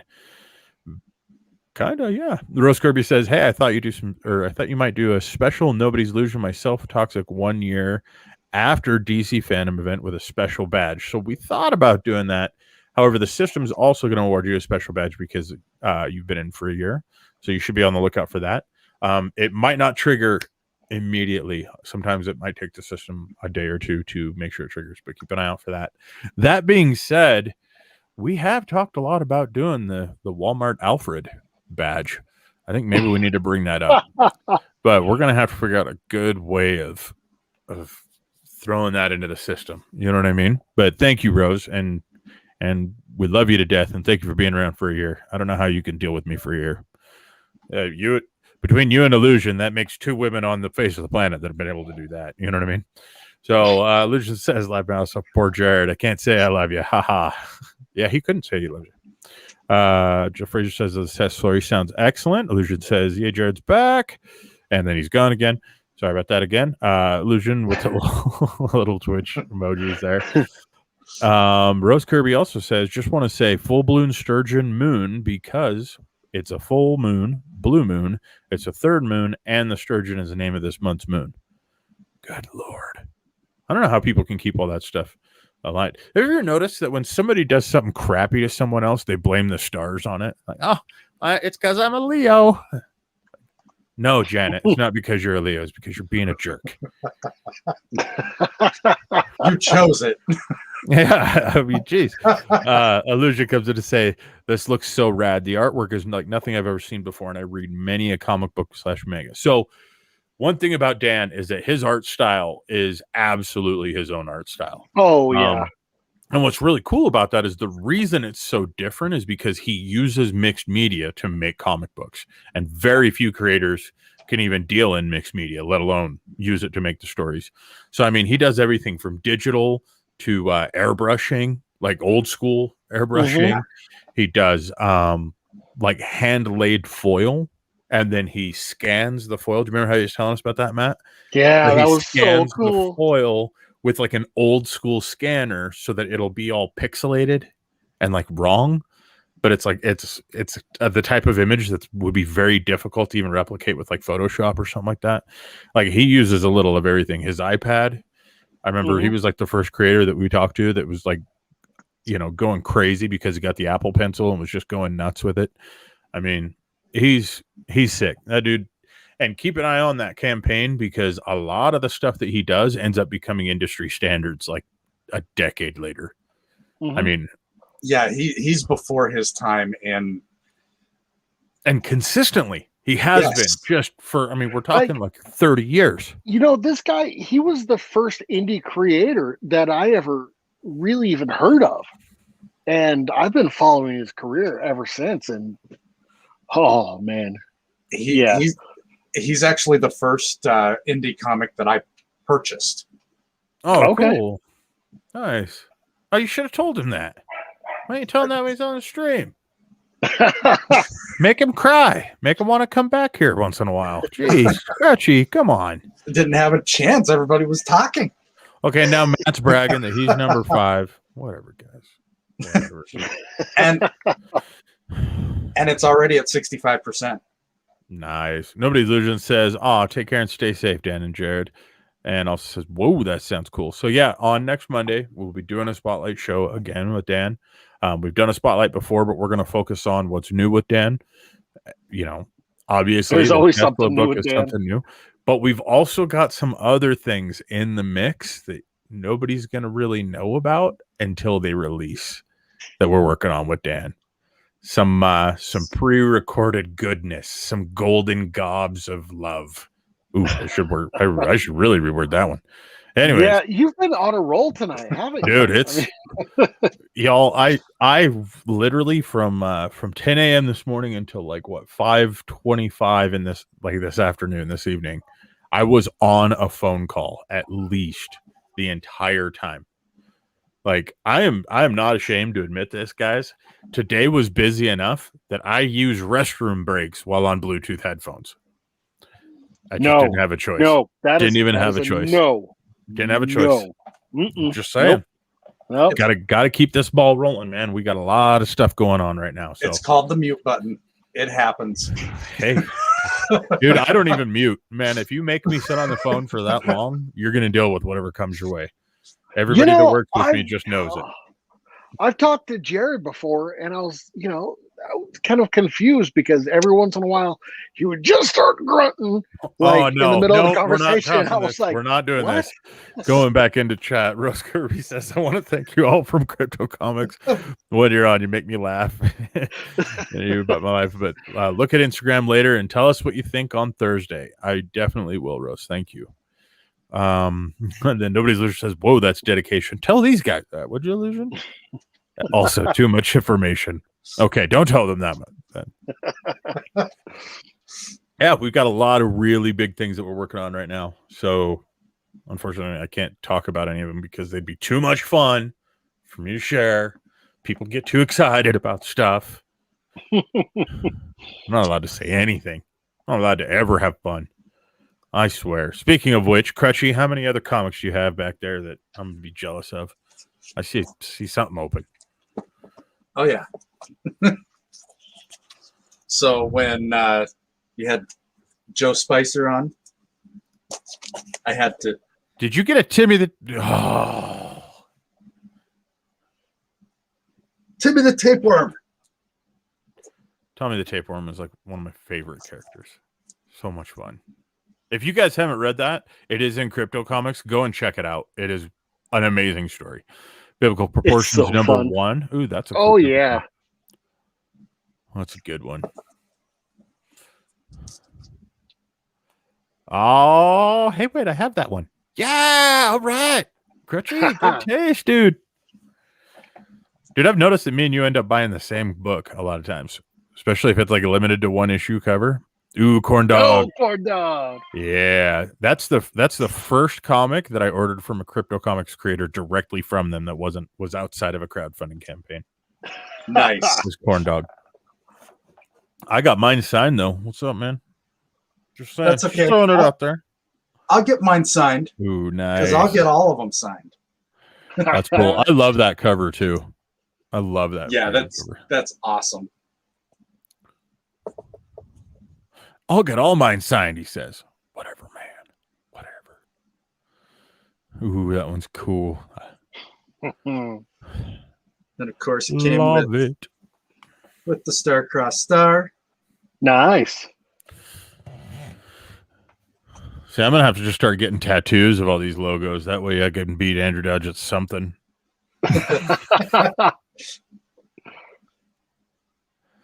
Ooh, I love that poster. Dude, Starcross does some sick poster layouts too. Oh yeah. I know nobody gives a crap when I talk about that, but their composition on their layouts is fantastic. Every poster they ever put out is always really well balanced, unlike my head. What do you got there?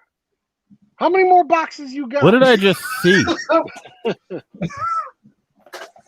Oh, I've got like. Is that an Amazon box? Is that a Darren Davis order? No, it is not. What is it? A TCT. Oh, What? Bro. Hold on. Wait a minute here. You just hold on to these. You know what? I'm going to see if I can work some magic really quick here. So, do you think we can get somebody from TCT to jump in with us right now? I hope. Yeah, because this is the order that I placed when they were on Thursday. Oh, it arrived that quick, huh? Oh yeah. I don't know. They might not be available, and we didn't pre-plan that. Let's just see how much pull I got in this indie industry. I'm probably just going to get ignored, honestly. But yeah, you got to hold off on those because I'll bet we could probably maybe Zeal will get on. What do you think? Oh, What do you think? I Let's hope so. take a bet. Chat. What do you guys think? You guys think that anybody from the TCT team will be like, they'll see the TCT sign up in the air, like the bat signal, and they'll just jump into the chat? What do you guys think? Let's see. Illusion in chat asked, can we get a hint? Nope. I would get fired if you got a hint, unfortunately. T3 says nice. Nobody's Illusion says awesome. Let's see here. I know I feel bad now that I'm like, Crutchy, wait. Crutchy, no. But at the same time, I am gonna say, yeah, I think we need to test out this theory. Hashtag TCT signal. Let's go. I'm telling you, I think this will work. I think if we throw up the TCT signal, we can do this. I did throw up the TCT signal like a half an hour, 45 minutes before the stream. Ooh. Is that like a gang sign? How does it go? Do the TCT sign. Like that? You know what? I'm a moron, so if I just threw up a real gang signal, I apologize. I'm going to be the first to tell you that I have no idea what I'm doing. I just thought about that. I was like, wait a minute. What if that really is a gang signal? And somebody's like, oh, Fry's a member of like the East Coast like weirdos or something. And I'm like, oh, no. Not since college.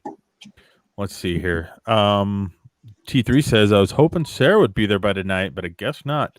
I have not received a copy yet, but I'm definitely looking forward to it. I will tell you that much. And then says, should be soon. Maybe that's what we should start doing is when we're doing unboxings, we should just reach out to the creator and be like, hey, you want to jump on? Party with us while we rip open the box that contains the comic book? Chat, do you guys want to see something like that? That could be kind of fun. I don't think every creator could ever always join us, but that'd be kind of fun, right? We could always reach out. Worst they could do is tell us no. I get told no all the time, guys. Oh, you and me both, brother. All the time. Wait, I think how do you get told no? I'm married. Like, that's my excuse. I'm not. That's my I excuse. didn't mean it like that, Crutchy. So we have shined the beacon of light of TCT towards the skies, and we have been graced with the one, the only, Dietrich's not 111. Hello, ladies and gentlemen. Ooh, his taking time voice off from is all them nice and ladies. clear. What is going on with your headset, sir? Well, I turned down one of my 3 fans that are pointing at me and followed the Sounds instructions brilliant. that you gave me. It sounds brilliant. God, you sound good. Damn. About bloody time, right? Nobody's just says, hey, it's Dietrich's. Hi. So, want to make sure I do proper introductions here. Crutchy, Andrew Dodge, Dietrich's 111. How you doing? Fan of Doing good. TCT and TCT, part of TCT. Mm-hmm. Just an idiot that doesn't know how to point. I wear many hats at TCT Comics. I really do. So you're a writer, you're an editor, you're an artist, you are a 3D animator, Artist as you're well. a 3D artist. Yep. I do. And a catchphrase music. man, because you're I do technically tracks. $1.99. Yep. I do music tracks. I do HR. I help with business. You do contracts. HR for TCT. Yes, I do. That's got to be a busy Bro, job. I'm telling you right now, you deserve a raise. Listen, nobody wants to talk to me. Zihil literally tells them. In crypto comics. Zihil will literally tell a person, that's not my area of expertise. You have to talk to Dietrich's about that. And they go, okay. And I don't hear nothing. I have a feeling that Zihil might have something else to say about that. Let's find out. I think so, man. Oh, Hey. owner of the Core Team Comics. Ooh, look at him. He's getting fancy. He's putting his job title in Nice. there. You handsome devil. So, be proper. Zeal, aka Jamie, this is Crutchy, aka Andrew Dodge, just so that you guys make sure we wanted to let you guys meet him. Andrew Dodge is a huge aspect of our community. One of the awesome people that's always in our chat, always hanging out, always supporting indie creators. He just started opening up a box because he's been going through showing us some of his unboxings. And, well, Crutchy, do you want to show him what you pulled up? Yeah, so I made him stop, and I was like, hold on, we got to shine the TCT light. Hold up. Let's do this. That is beautiful. What are you doing? Oh, there you go. All right. Look Good at that. idea, Matt. Good idea. Look at you go, Matt. Yay! I do a good job, yay. And he's wearing the gloves, too. Universe. I am. Ah, Daughter of a Witch. You're going to find that one funny. Only You know, stick like me.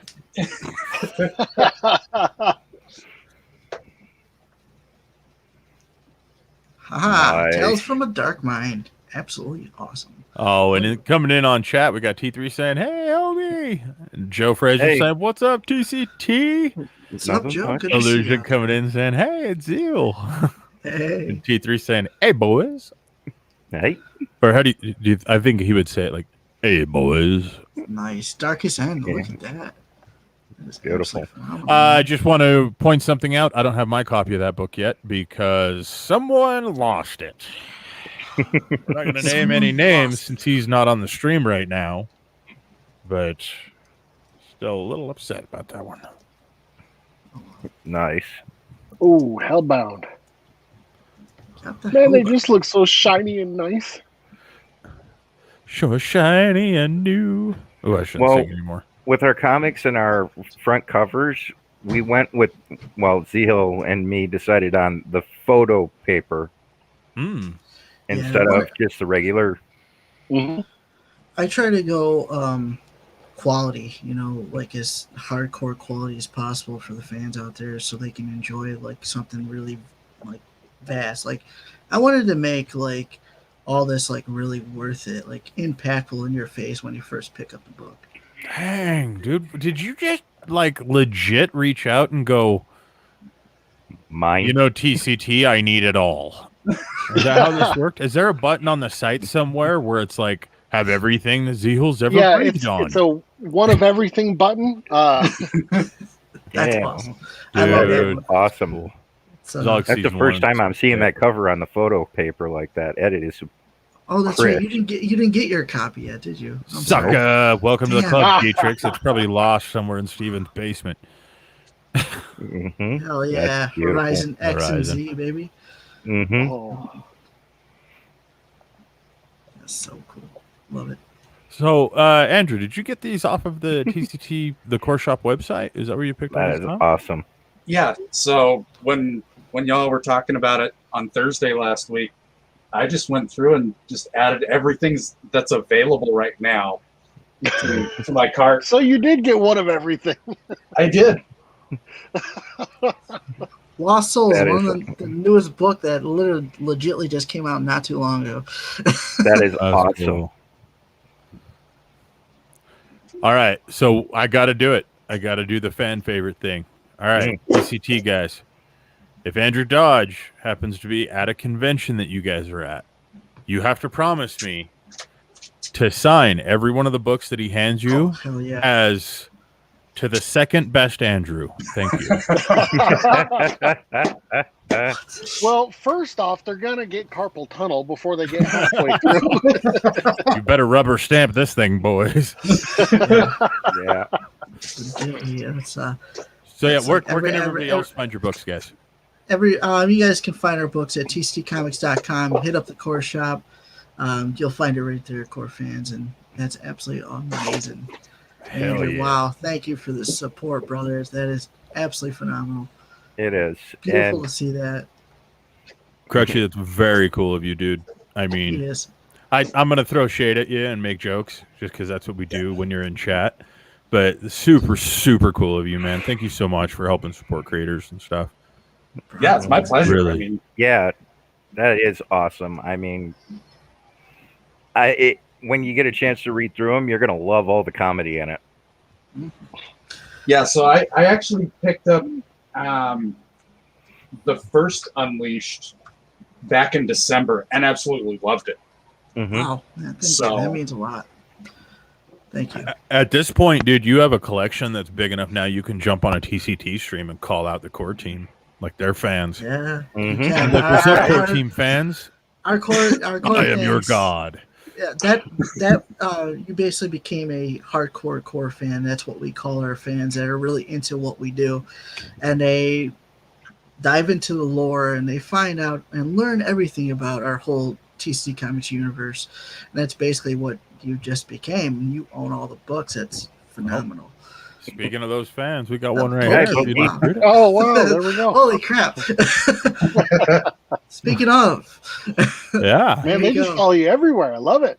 And Mhm. T3 Seriously. comes in and says, jealous of my man voice, Fry? LOL. Maybe a little bit. Maybe. Amy Fraser says, it's the never-ending box. Because Mary Poppins was to unveil all the stuff, you know. that was a beautiful unboxing, man. It was awesome. I love that you wore the gloves. Dan, holy And crap! Dan coming in says, this is sick. Nobody's Illusion says, nice haul. And, adds a disclaimer, has he still yet to read Zolek yet? Sorry, it's on my list, though. You better hurry and get into Crypto Comics and get that read. Oh It's yeah. for free. I'll leave It's a for free. review. I'll be Illusion po- is a monster with reviews, guys. I will be posting more TC Comics comic books soon in Crypto Comics. I will be definitely hitting them up real soon. I want to bring up season 1 for everybody out there so they can enjoy season 1. Now season 0 is over with. So. Get it. That's right. And you just said it on a live stream, which means that now I'm going to pester you endlessly across social media until it's done. I always get the He work will, done. guys. He really I will. always get the work done, no matter what. So. Seriously, ask Chad Harden. I am known to just randomly show up to events. Be like, remember that one time you showed me attention? I'm your problem now. Oh, Rose that's Kirby wonderful. comes I in. always needed a pet. There you go. Rose Kirby comes in on chat on YouTube saying, hey, Matt, have you done the review of Suicide Squad yet? Hi, TCT. Watch out on Friday for a short shout out for me on Instagram. Good morning, boys. Matt, would you like to Good answer that? morning. Cadence and I have done the review for Suicide Squad. It is a spoiler-fill review. So if you haven't watched it, go watch it. We break down everything from the synopsis all the way down to the stuff that we liked. We gave it a grade. I don't think that one is posted yet, so I will get it posted for you. Oh, you can get on top of this, sir. I'm I know, definitely gonna have I to. know. I really need to watch this. You know, like Suicide Squad. Illusion comes in and says, "Hello, nice." Yeah, so, dude, that is rad. Okay, you guys are welcome to hang out if you'd like. Crutchy, I think you still have like 93 more boxes to unbox from the looks of things. Oh, bloody hell. Got a long way to go. Yeah. Yeah, that's in the TC Comics universe, we are literally a labyrinth of storytelling, from novels into comic books and vice versa. So the story is spread out so extreme, where it's like if you're not picking up everything, you're not going to get the full vast story. And I kind of threw Jared off that first time when showing him Zolek and Leash. He's like, wait, how does this all become to be? It just jumped into the first book like this. I'm like, oh, you didn't read the Zolek handbook. I'm sorry. So, so he's like, oh, and he read the Zolek handbook. He's like, this all makes sense now. I'm like, yeah. Mhm. Illusion comes in and says, "Crutchy should just have his own spin-off unboxing show." LOL. Seriously, Don't man. Yeah. you make comments like this? That's going to take the content that I desperately need. Okay. So Besides that, maybe we'll convince Crutchy to just do like a weekly unboxing. Crutchy, you can do like the hand motions and stuff, man. Be like, check this new book out. It's beautiful. We'll do the Fry can't afford anymore. Oh, you jerk! I know what that means. Yeah, that was me switching thoughts real fast, wasn't it? Well, and it looks like that squirrel moment. But Whoa, yeah, because I know Look, it's- exactly what he just pulled up, and that is not okay, sir. That is not okay. It's That's not the okay. Gemma Young stamp of awesomeness, is what that was. Do it. Do Ain't it, nothing wrong with Crutchy. that. Do What do you it. got? What do you got in there? so this is just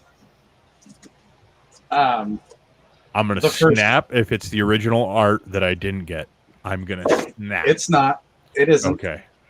Oh, look at that beautiful art Ooh, design. That is yeah. gorgeous. Another copy of Temerity 2. I Dude, like that is Nice. such a great book, too. very nice. And this one is signed by both Chad and Wait a minute, though. Gemma. I know that you already got a copy of Temerity 2. So I got to ask, you're going to use one of them as a reader, aren't you? I am. You baller. You're going to use a signed copy as a reader?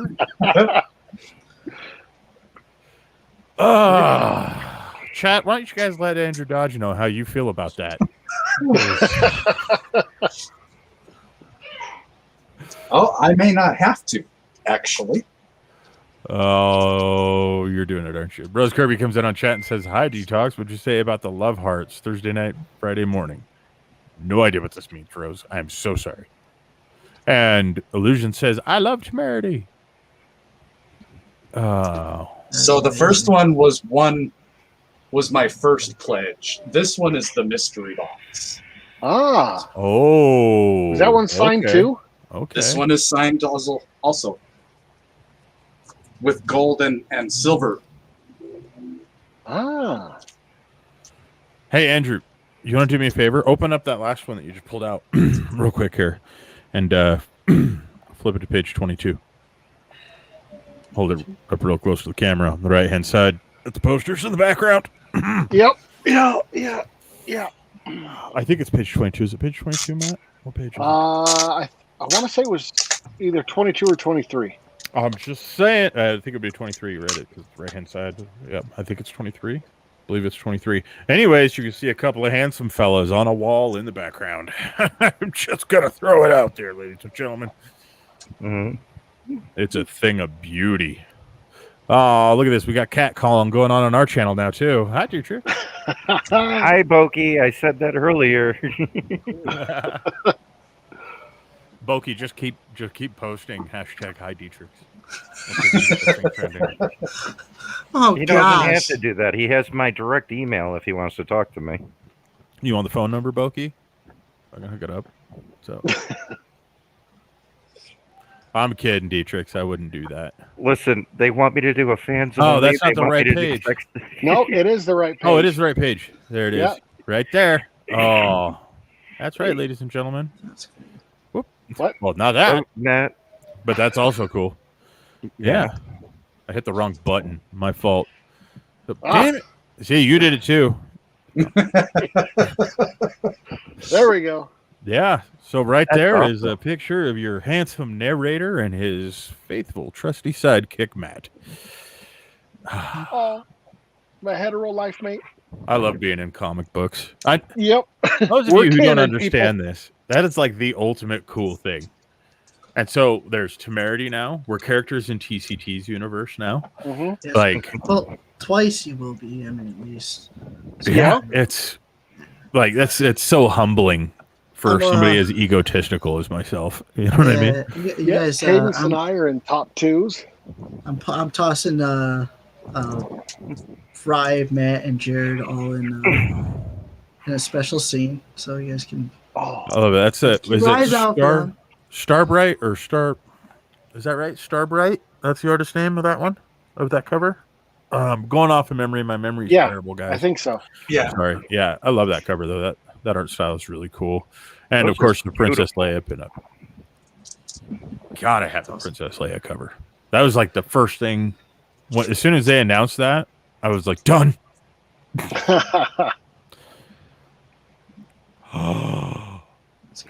What? Oh, Wow, look Oh, pre-signed even. Who are you going to have do a sketch on that? Not sure. Well, you got to figure it out. You got to think about it. you know what? You're definitely taking that one to FanX. Yes, I am. Actually, I don't know, dude. Be careful. Crutchy, honestly, be careful, because if that book gets bent in transit, you're going to be real upset, dude. I'm telling you from experience. If you do, so here's what you do: you go to Walmart, you buy a safe, right? Put it in your safe, and just carry that with you. No. You know those file folders that the lawyers carry around that have the hard plastic? Oh yeah. I use that for my art all the time. I got one of them that's lasted 20 years. It looks like it's been through the dryer a couple of times, but it works. Oh, That's sick. dude, Chad signed those?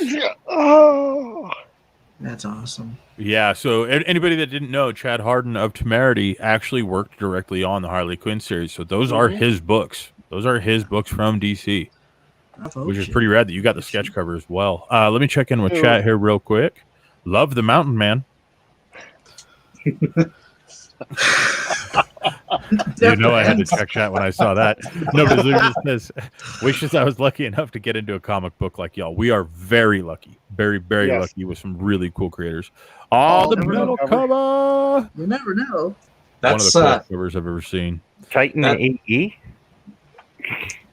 So I now have the metal cover for both Temerity 1 and 2. Oh, my God. Can I see that again? This is why I never get invited to parties. Crushy. Jerk. No, I'm just kidding. Oh, that is sick. My goodness. That is sick. Dude, the metal covers are so rad. Love how it like shines like that. That's so awesome, man. Oh, yeah. Wow. That's the cover that I got as a gift from Rose. So once again, thank you, Rose. And that's why I pulled her up on the screen. Thank you so much, Rose. Such an awesome gift. Rose Kirby says, I've seen it again, the 4th time. Hey, is that from Kickstarter or Indiegogo? I believe the mystery package was on Kickstarter, right? Yes. I thought they had one on Indiegogo as well. Indiegogo, I thought the mystery pack at that tier itself was, I could be wrong. Maybe it was on both. Dwight Cowhite, what's up, Dwight? Digital Dwight comes in to say Temerity white cover, very cool. Yeah, the sketch cover. For anybody that isn't aware, the white covers, when you see that, that's referred to as a sketch cover, and what that's actually used for is so that you can get the comic, but then take it to your favorite artist and have them make a cover that only you would have at that point. Very, very hard to get a hold of those. But yeah, they're referred to as sketch covers, white covers, or some people call them blanks as well. But a lot of time a blank can not have a logo on it, so blank is only really used for when it's just a full white cover. Very, very hard to find because it's very hard for printers to actually put those out, because white is the most difficult color to keep clean, and as it goes through the binding press and everything and the stapling machine, it can get messed up really quick and easily. So they're super limited and super rare. Absolutely, I completely agree, and this is why I try not to do too much white on my covers as well, which causes us some issues in the past when we tried to. We had to scrap those ones and redo it. So it's a huge pain in the butt, man, and expensive because the creator is the one that's left holding the bill for that thing. You know what I mean? I know, it's painful. I'm telling you, damn. And this metal cover is actually signed. The Temerity 1. I just bought off their website. But awesome. So cool. Look at that. Oh, that cover's so sick. This is beautiful. This is actually a metal print. Wow. Oh, nice. I thought that was I'm overjoyed with this. This is just amazing. Oh man, dude, so cool. Has TCG done any metal covers yet? Have you guys looked into it? Yeah, we've looked into it. We have some big, huge plans. We want to do some like I want to do the whole collaboration of all of season 0 into one super big book and do a metal cover for that one. I want to do the same thing with season 1 as well, and some of our like big hit selling books I really want to do. That is beautiful. I love that looks cool. I love how the art just glistens on that. I'm such a nerd when it comes to just enjoying art. It just blows my mind. I get all excited. Yeah. Everybody's art style is just so phenomenal. It's awesome. It's sick. Dietrich, Rose comes in on chat and asks you specifically, what did you say about the love Saturday night, Sunday morning? The love? Yeah. We all want to know. Yes, Dietrich, please. I'm listening. Go ahead. I'm trying to recall, to be honest with you. Heart, love heart. Like, our fans love us. Ooh, I know that for a fact, but you called that one. Look at that. Boy, I tell you, I can sniff a pen out. You could be in Well, Pennsylvania. I'm telling you right now, Saturday night was just a free for all. It It was really awesome. was. Saturday night was amazing. I had a blast with you, core fans. I love you guys. You guys are the best. Having Fry, Jared, Matt, all on the show is just so cool. That pin is cool too. I love those guys. Illusion comes in to say, a metal print? So not jealous. Yeah, I think that's not accurate.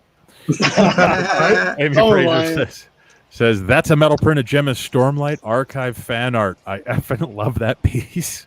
That's aggressive, Amy. Okay, that's a really aggressive way of saying that. But and then goes on in all caps to say, "I have a mighty need." And that's what's really cool about the crowdfunding campaigns that Gemma Young, Temerity that they put on is that they really reach back into a lot of like the concept art and the things like that the fans had grown attached to and grown a value with, and they pull them back forward. TCT, I've noticed you guys do that a lot as well. You'll reach back into the depths of all the stories that you have and pull characters back up that fans are feeling close to and stuff like that. It's cool to see creators do that. Hey, we call that the Matt sticker. I think it's really important, when our fans are reaching out and they're finding their favorites and they're loving what they dived into this story for, and it's just I'm like, yeah, absolutely. If you like this character, I'll bring it up for you. You want something special out of that character, you got it. I don't mind anything for the fans. It's worth it. It's because that's it's what they found their love into. And it's cool of you to pay attention with such close ear on the ground to what your fans are into as well, man. That speaks a lot to you guys as far as creators and people, period. Thanks, man. We actually enjoy the characters that we've built on that level. And thank God you guys have like 66 books. I know. Yeah, you don't like those characters. we better love this for doing this for 26 years, man. Jeez. I love that. Nice. So Rose Kirby comes in and says, I got the beginner's bundle on Indiegogo, but I haven't got anything from Kickstarter yet. If you did order something from Kickstarter, I can assure you that Gemma Young has very, very likely gotten it on your way or would be in close contact with you. She's usually really, really good about that. So you might need to reach out.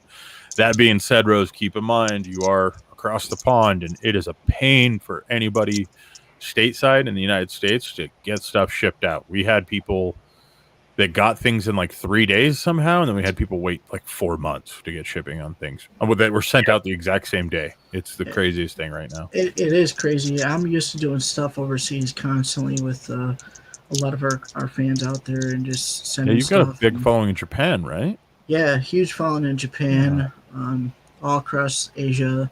It's absolutely phenomenal. Ooh. Yeah. Also there in Africa as well. We do have some people from Egypt. Pretty cool.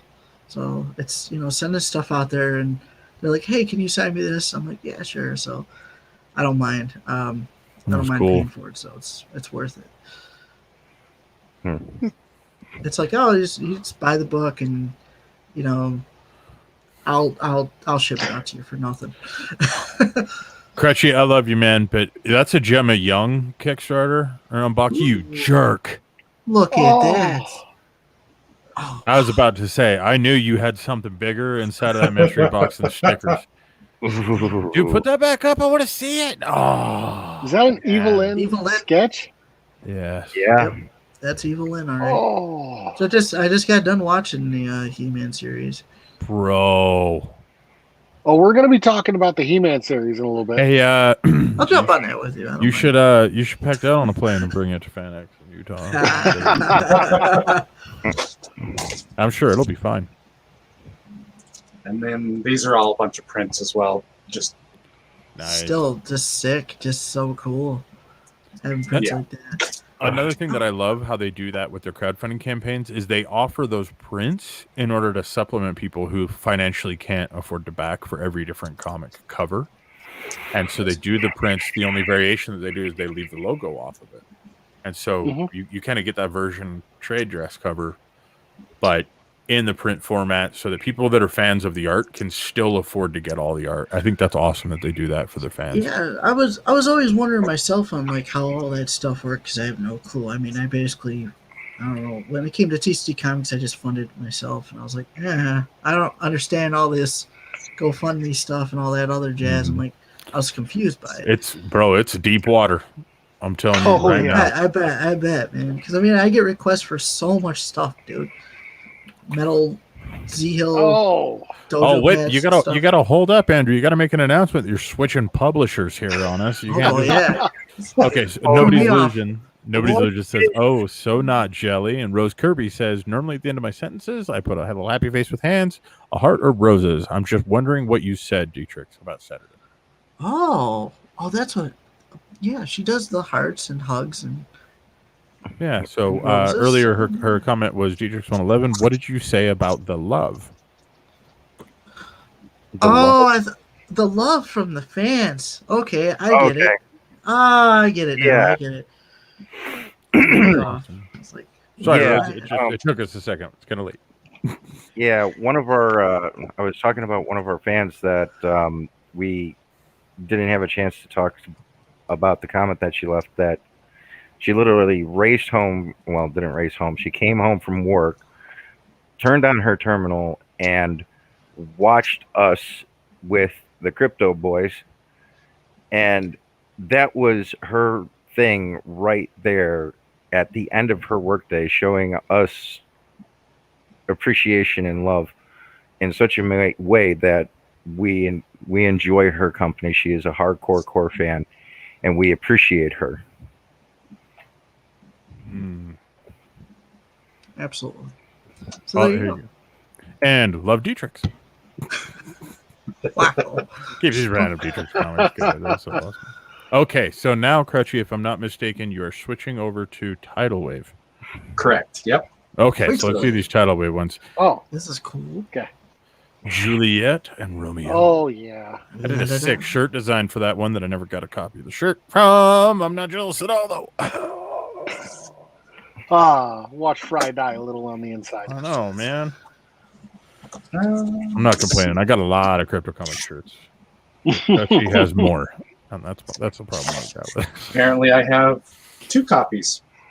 Yeah, that's cool. Hey, happy accident. Ah, Now you got a reader all right. in your favor. Yay. Look at that. Double support. Got a There you reader. go. Did you grab a copy of that one off of like Amazon? Yeah. For them? Nice. Yeah, and Okay. anybody that's interested, you guys can find Tidal Wave's books on Amazon by just searching for Tidal Wave, but it's TIDALWAVE. This one I forgot to pre-open. Dan says, LOL, and Yuka comes in to say, it's worth it to see you guys. Thank you, with a little heart. Hi, Yuka. Awesome. Yeah, it kind of reminds me of spelling things a different way is always fun, especially when someone requested that way. Like Shia's Bar. We say Shia's Bar is just Shia's Bar, not Shia's Bar. She requested it that way. She did it on purpose just to tick people off. So I said, all right, fine. That's what you want. You got it. I don't see anything wrong with it. Yeah. That's just Come more on, marketing to Crutchy. me. Keeping me in suspense. I can't take it. Now, when's the next thing? We're excited. Rose comes back in to say, this is why I get frustrated that I can't go to conventions at the moment. Yeah, I think it's a new normal, though, that a lot of people aren't going to be able to be going to conventions soon. So That's why we do these shows. It's worth it. yeah, yeah. Ooh. Ooh, Crutchy's got a copy of Selena. Ooh, that's the variant cover, too. Wow. Yeah. Dirty girl. Damn. I like that. That's sick. Yeah, this one Graphic. actually came from Comic Flea Market.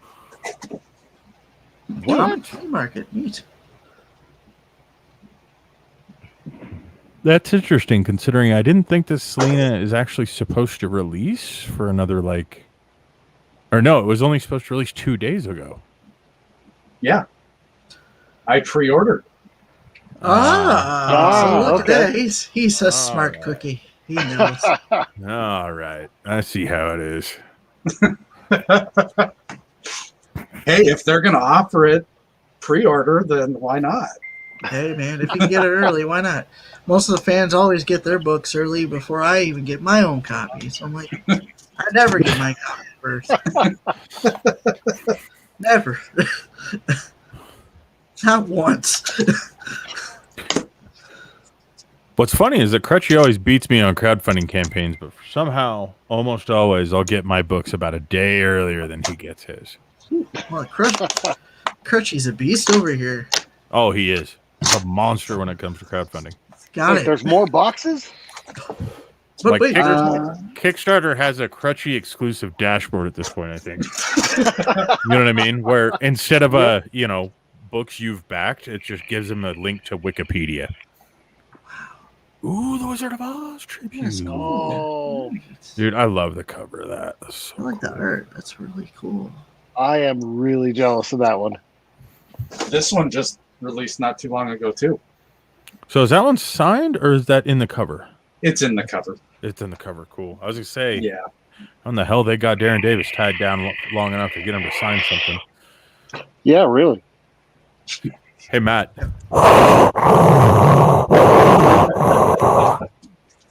Thanks, bro. Sorry, headphone users. Yeah, thanks.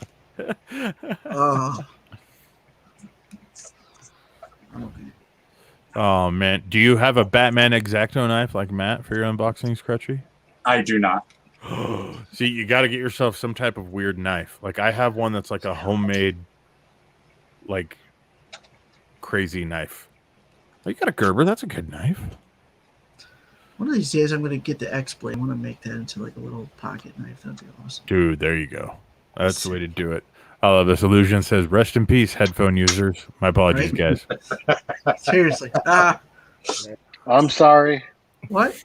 I think I add a lot more drama to it than you actually do, though, Matt, to be totally honest with you. But how many opportunities does a grown-ass man have to make Darth Vader noises while getting paid?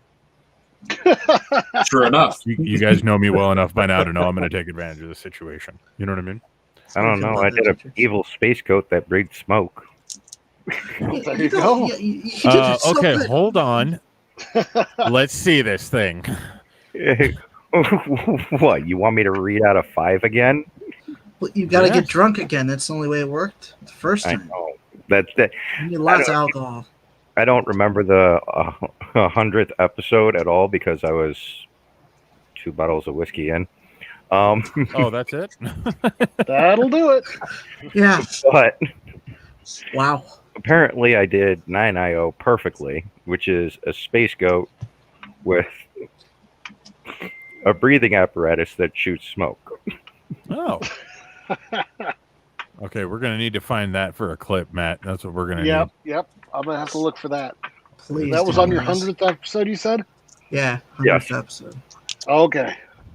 So Okay, and Andrew, this, I do not want to sound like a jerk because I totally appreciate that you've come on our stream to unbox all these, but we are at an hour and 49 minutes, so we have to do the remainder of the unboxings a little bit quicker. Ooh, the Dorian Gray book from Tidal Wave also had to have been a pre-order because I don't even think that's out Nope. yet. this Actually, was yes, I know that. That's That comes cool. out on Tuesday. And it's This- signed. guess what? This was in my Crypto Comics swag pack. Oh. Ah. You know how I knew? Because unless you meet him in person, that's the only way you can get a Tidal Wave book signed. That's Yep. epic. And then we will just a bunch of stickers. Oh, sure. nice. You'll go through the temerity stickers one at a time, but the ones that Fry designed, you just leave them in the envelope. No. Because as of no. You just leave those in the envelope now. Hey, we're at an hour and 49 minutes. I'm gonna let you know that myself and Miss Amy Frazier both meticulously went through those and made some pretty sweet designs, I do believe. And thank I you agree. for appreciating them enough to leave them in the package, just toss them on your desk. Totally cool. Amy, if you are still watching, we now know who not to send swag packs to. Mm-hmm. Jeez. Did you Hey, at he was least going through White Glove Special on every temerity? He's like, 1 sticker and 2 It was stickers. beautiful. It The was Crypto good, though. It was Comics ones, okay. though, he's just like,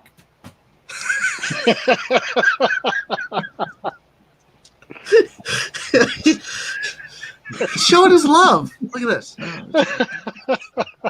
I didn't have the lid closed all the way on that bottle of water, and I just threw water all the way across my room like an idiot. So now you've hurt my feelings, Crutchy. Now you've hurt my feelings. Well, Amy says show the Bob sticker. That's the only one Amy made that's in that stack, I'll bet, too. Whatever. Did a good job at that. Fine. We'll showcase the Bob sticker. Oh, I just made it go full screen. Can you put that back up? Thank you. I like that sticker. You know who else doesn't have that sticker? Me. There's a This lot guy. that I don't. You know who else doesn't have that sticker, Crutchy? This guy. Yep. You know who else? This guy. Yeah. And you know who else doesn't have that sticker and probably wouldn't throw it across the room? This guy. I don't have any stickers. So how do you feel right now, Crutchy? How does that make you feel? I hope you're crying inside just a little bit. Nah. Dietrich is like, I don't have any stickers. Hook it up. Are you kidding me? If gonna I have get stickers in here, my 6-year-old and 5-year-old will be sticking them everywhere.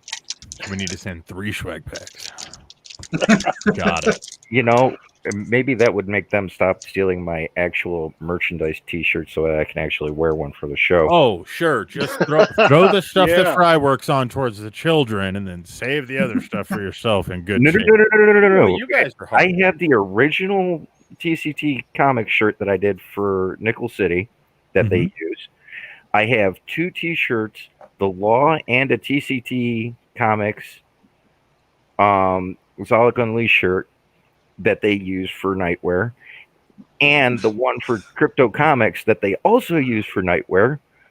That's just good taste right there. I had to buy my kids all like Zolok Unleashed clothing and stuff, and what was the Law Dietrich's? You know, my mom wants the Baz Nose T-shirt and stuff. I gotta give her that for Christmas.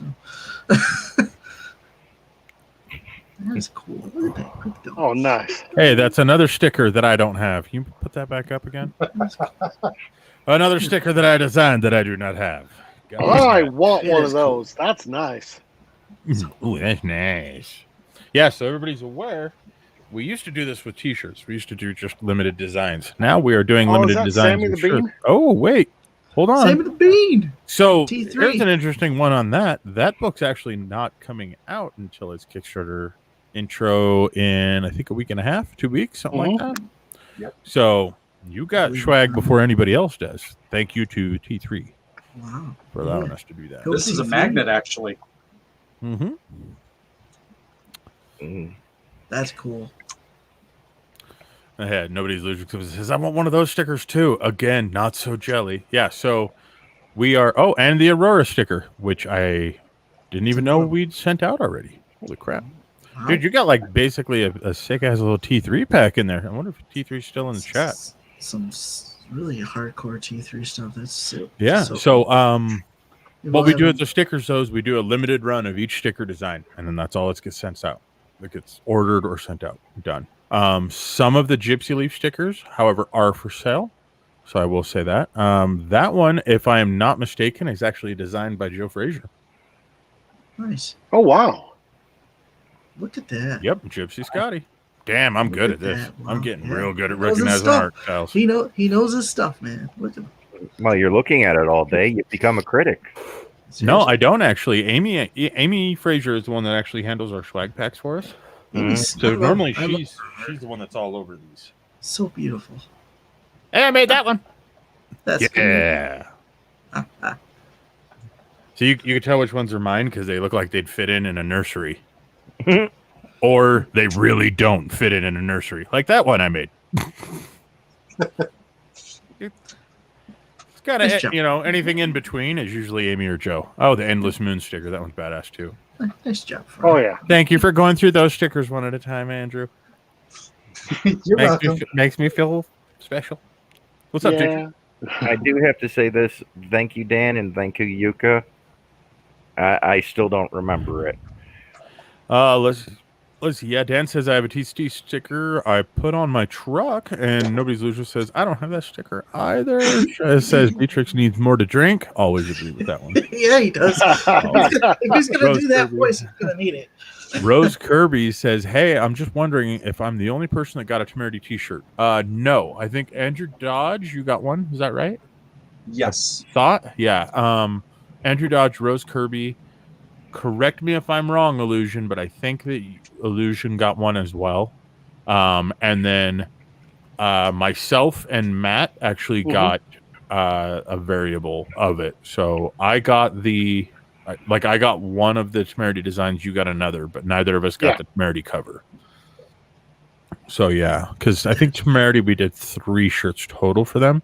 But again, I'm going off of memory, guys, and I'm not always crazy. Yuka says Dietrich's voice was mind blowing. LOL, so good. I think talking about when you got drunk on the 100 anniversary. Oh yeah. Yo, that was like you guys need to like go back and listen to that. That was like crazy. He just did a whole different voice. Oh, we're gonna have to go back. Yeah, it's definitely cut that clip out. Look at this. T3 says, "Hey, I don't even have those." now you know how I feel with half of our stuff. Those are cool. Hey, you guys should be clear. When Crypto Comics makes stuff on behalf of the creator, we're not making them for the creator. We're making them for the community, for the fans. So, I didn't y'all mean can like throw that. hate all you want. I'm just saying. No, I didn't mean it like that. I'm saying like when we go off and actually produce them. Look at that! Look, he's got. That's awesome. I want one of those too. That's sweet. They're gone. They're gone. Damn it. My backpack might be covered in like 4 of them, but they're gone. They're all gone. I can't win. So here's the thing: we've got this like perfect little system worked out where Amy will hit me up and says, "Hey, I need to get some more designs together for stickers," and I go, "Okay," and then I reach out to creators like I've reached out to you guys. Where I'm like, "Hey, I need some stuff to make stickers with, or stuff to make buttons with, or whatever." You guys send me some stuff. I get all creative with it. We knock it out, shoot it in, and then after that, I spend about 6 months telling Amy, "Make sure you hold a couple of those for me. Make sure you set a couple of those aside for me. We just don't. Nobody else has to know. Everything's fine." And like twice, she's been like, "Hey, I hold a couple aside for you. Everything's cool." And I get hooked up. Those times my kids just end up taking them anyways because my kids are jerks and they hate me, I think. But every other time she's just like, "No, Fry, stop touching my table." And I get in trouble then. So now it's turned into a thing to where anytime I go to the office, I'll always take a selfie near her table. Just because I know it gives her anxiety to know that I'm somewhere within the realm of these stickers. And I've talked to Joe before, and Joe's even said that she'll go into the office and then suddenly just be like, start taking count and inventory of all the stickers, trying to figure out if I've jacked one or not. So I don't know. I keep telling Joe that what I'm gonna start doing is like just run in and like flip the table over and then run out. You know what I mean? But that would just be like a jerk move, you know. So I can't do that. She does it really but good I could job. like randomly sneak one sticker and put it in a stack of another stickers just to throw the count off by 1. You know, just gotta mess with her, man. I know Amy's not talking in chat now because she's driving the half hour to my house to tase me at this point, I think. So. As long as we get that on video, I'm fine with it. Illusion came in on chat and said, "No, Rose, I have a Temerity T2." That's right. So Illusion, Rose, and Andrew Dodge, you 3 got matching Temerity shirts. And you're the only 3 that got them. And then for the team, we got a different design that was actually supplemented directly by Gemma and Chad. And the reason that we did it that way, again, is like with the shirts, with the stickers, with any of that kind of stuff, we keep it super limited. That way, if we like see you in an event, we do those kind of things. I know it sounds ridiculous, but I have a terrible memory, yet at the same time, I can look at a shirt and tell exactly when I designed it. And so that lets us know like how long you've been a fan, you know, where you might have come through. Like if somebody comes up with a TCT shirt, we know they've been a fan for a while. You know what I mean? And the other reason is that we want, when you win that, we want you to understand that that's us thanking you and that's the creators thanking you for being a part of the community. So we don't want to do something that you're going to see on 15 people at every Comic-Con that you go to. This way we know and you know that if you're rocking that shirt, it's very exclusive. It's very rare. You know what I mean? Stands out. Cool. Plus, a lot of these creators like TCT here, they sell their own merch, and we do not want to be eating into the sales that they could possibly get by giving away merch that might be kind of similar or similar designs. So we do a couple of things like keep them very exclusive, as well as I always try to make sure that I tweak on it a little bit and make it something different than what's offered in their current stores. I love that. I think it's so awesome, man. Me and Zio actually talked about something that was actually funny, where it was going to be Bob from your guys' universe, and our Bob, which is a unicellular creature, sitting there nice. going, "Hi, I'm Bob," and then Bob saying, "Hi, I'm Bob." And That'd be brilliant.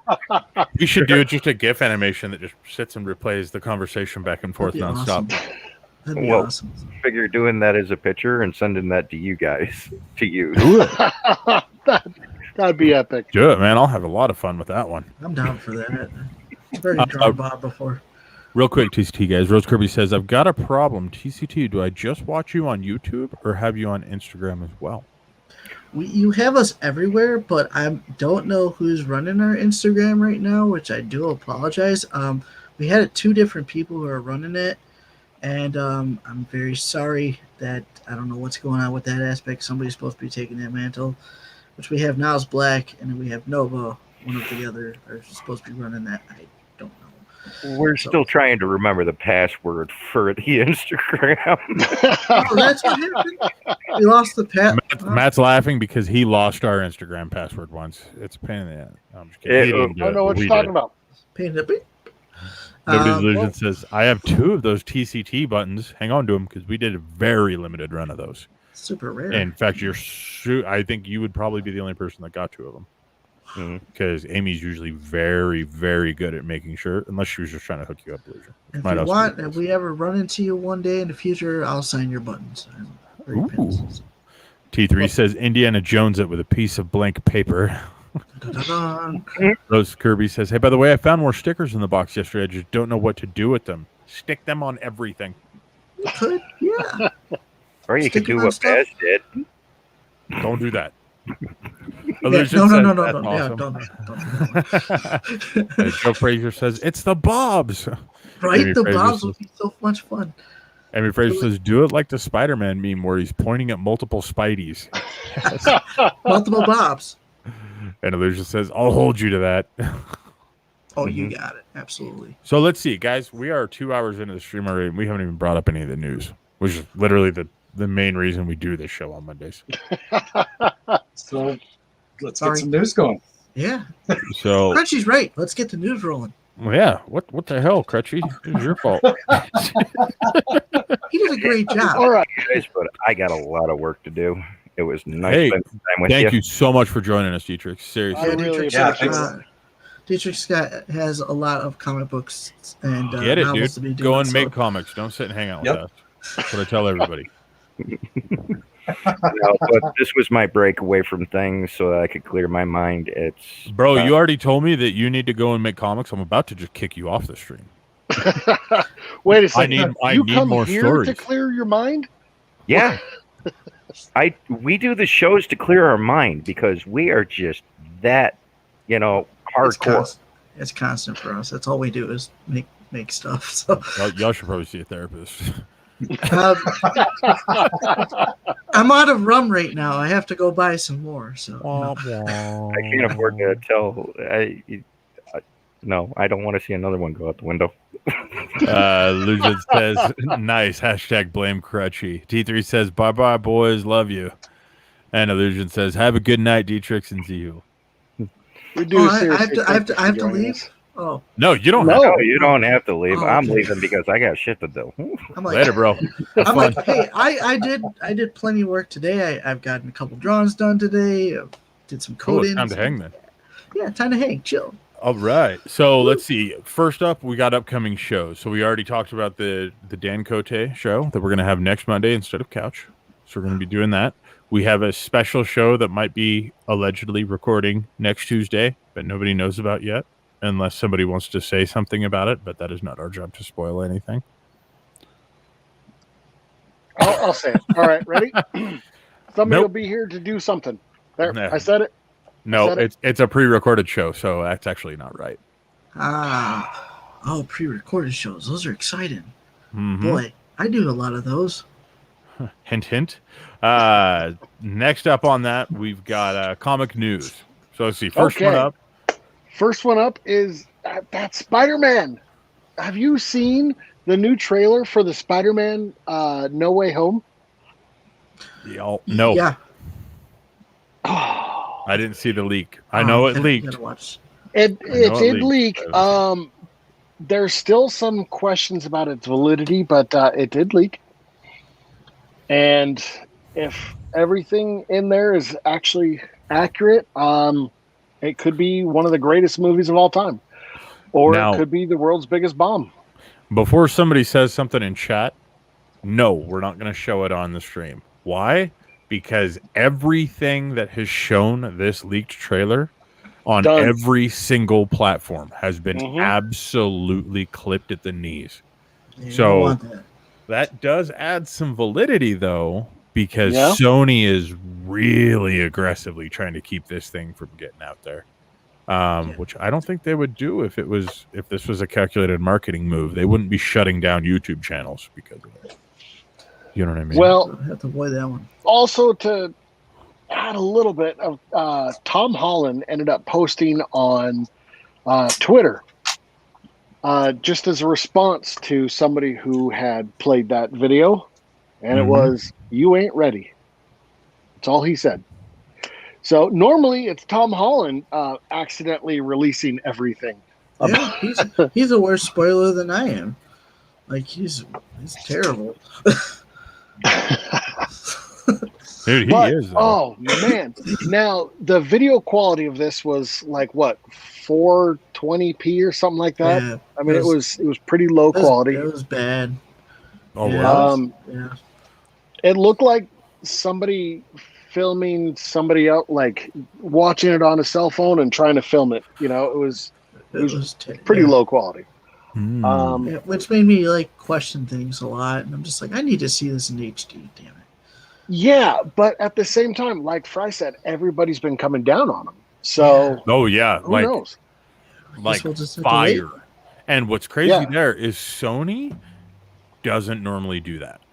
A lot of times Sony just lets it roll. You know what I mean? And they run with the marketing that a viral campaign like that might create. Now, I think what they actually did was they planned it as a release, and just the hype around everybody getting shut down and stuff and the low quality of it. I think that's, what we're going to end up seeing is a high quality version of that when it's actually ready. But I think it was actually planned. You think it was planned?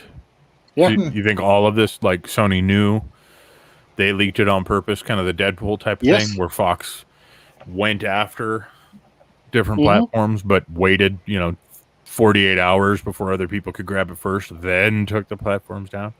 Like, that was actually brilliant, though, because that got all of us. Oh, yeah. I mean,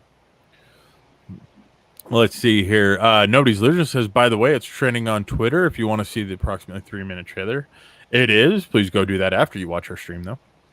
Please. Now, there are some things about it, like the CGI is obviously not done, because there's a scene where Spider-Man, that's all I'm going to say, is holding on to a pole, and the light's behind him, so there should be a shadow on the pole, and it's obviously not there.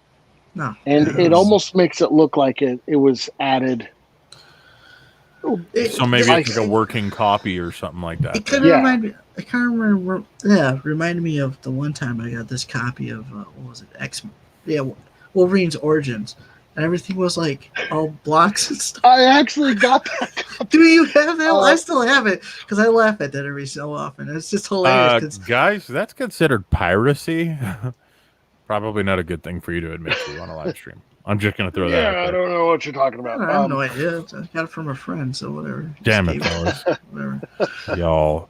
Yuka comes in on YouTube saying marketing at its finest.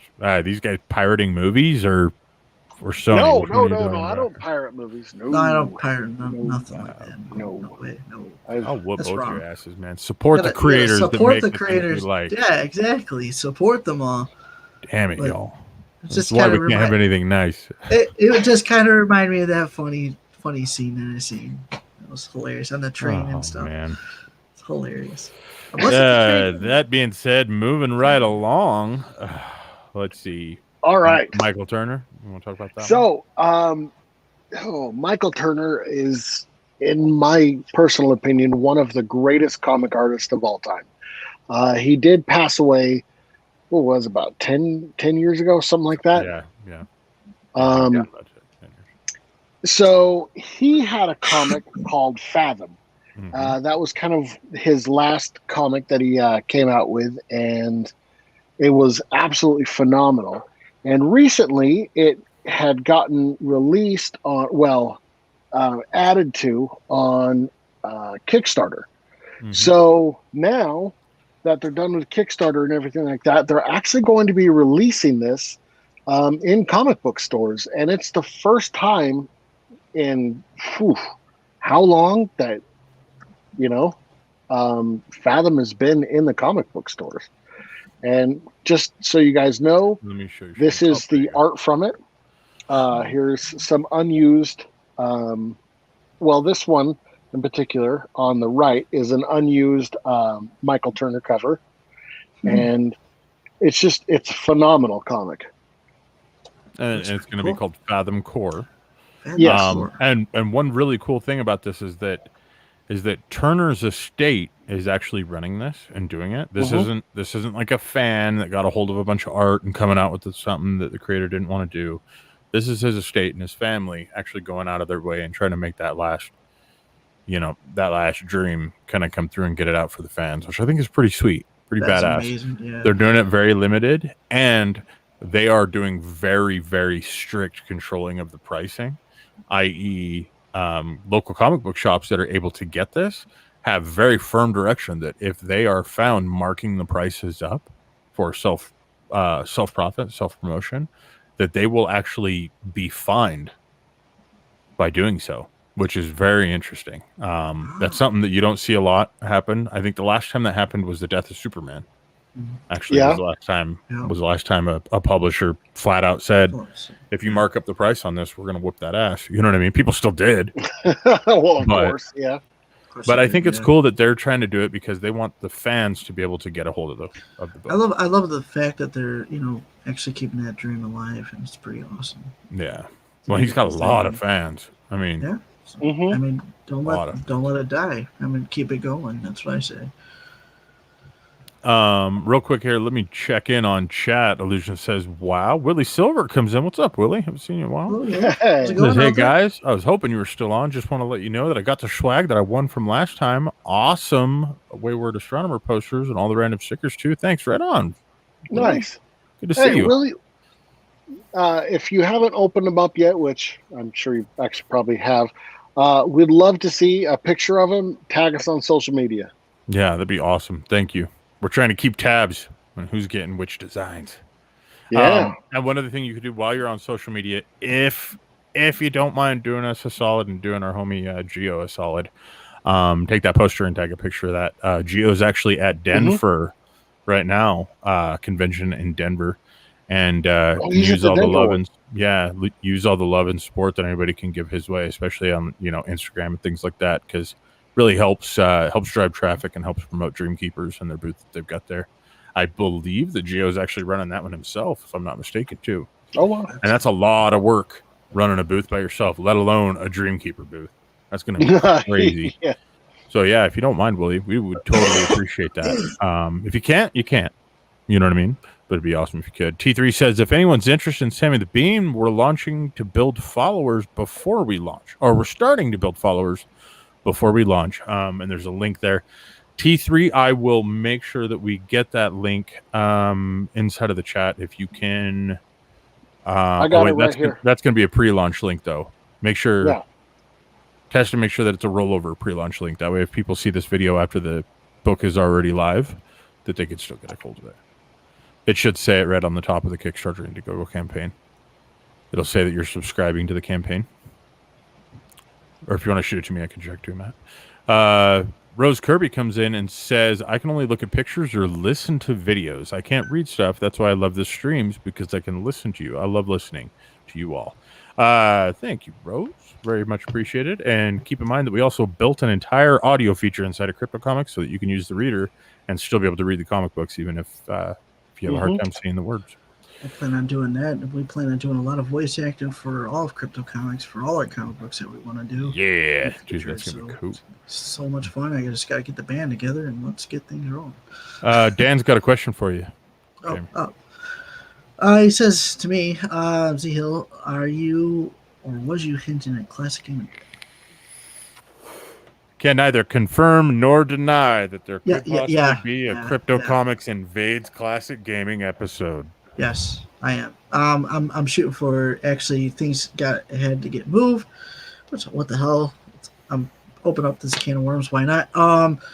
I got a copy that will be sent to me by that time, which I'm shooting for the 9th of next month, and I'm planning on doing that episode that night.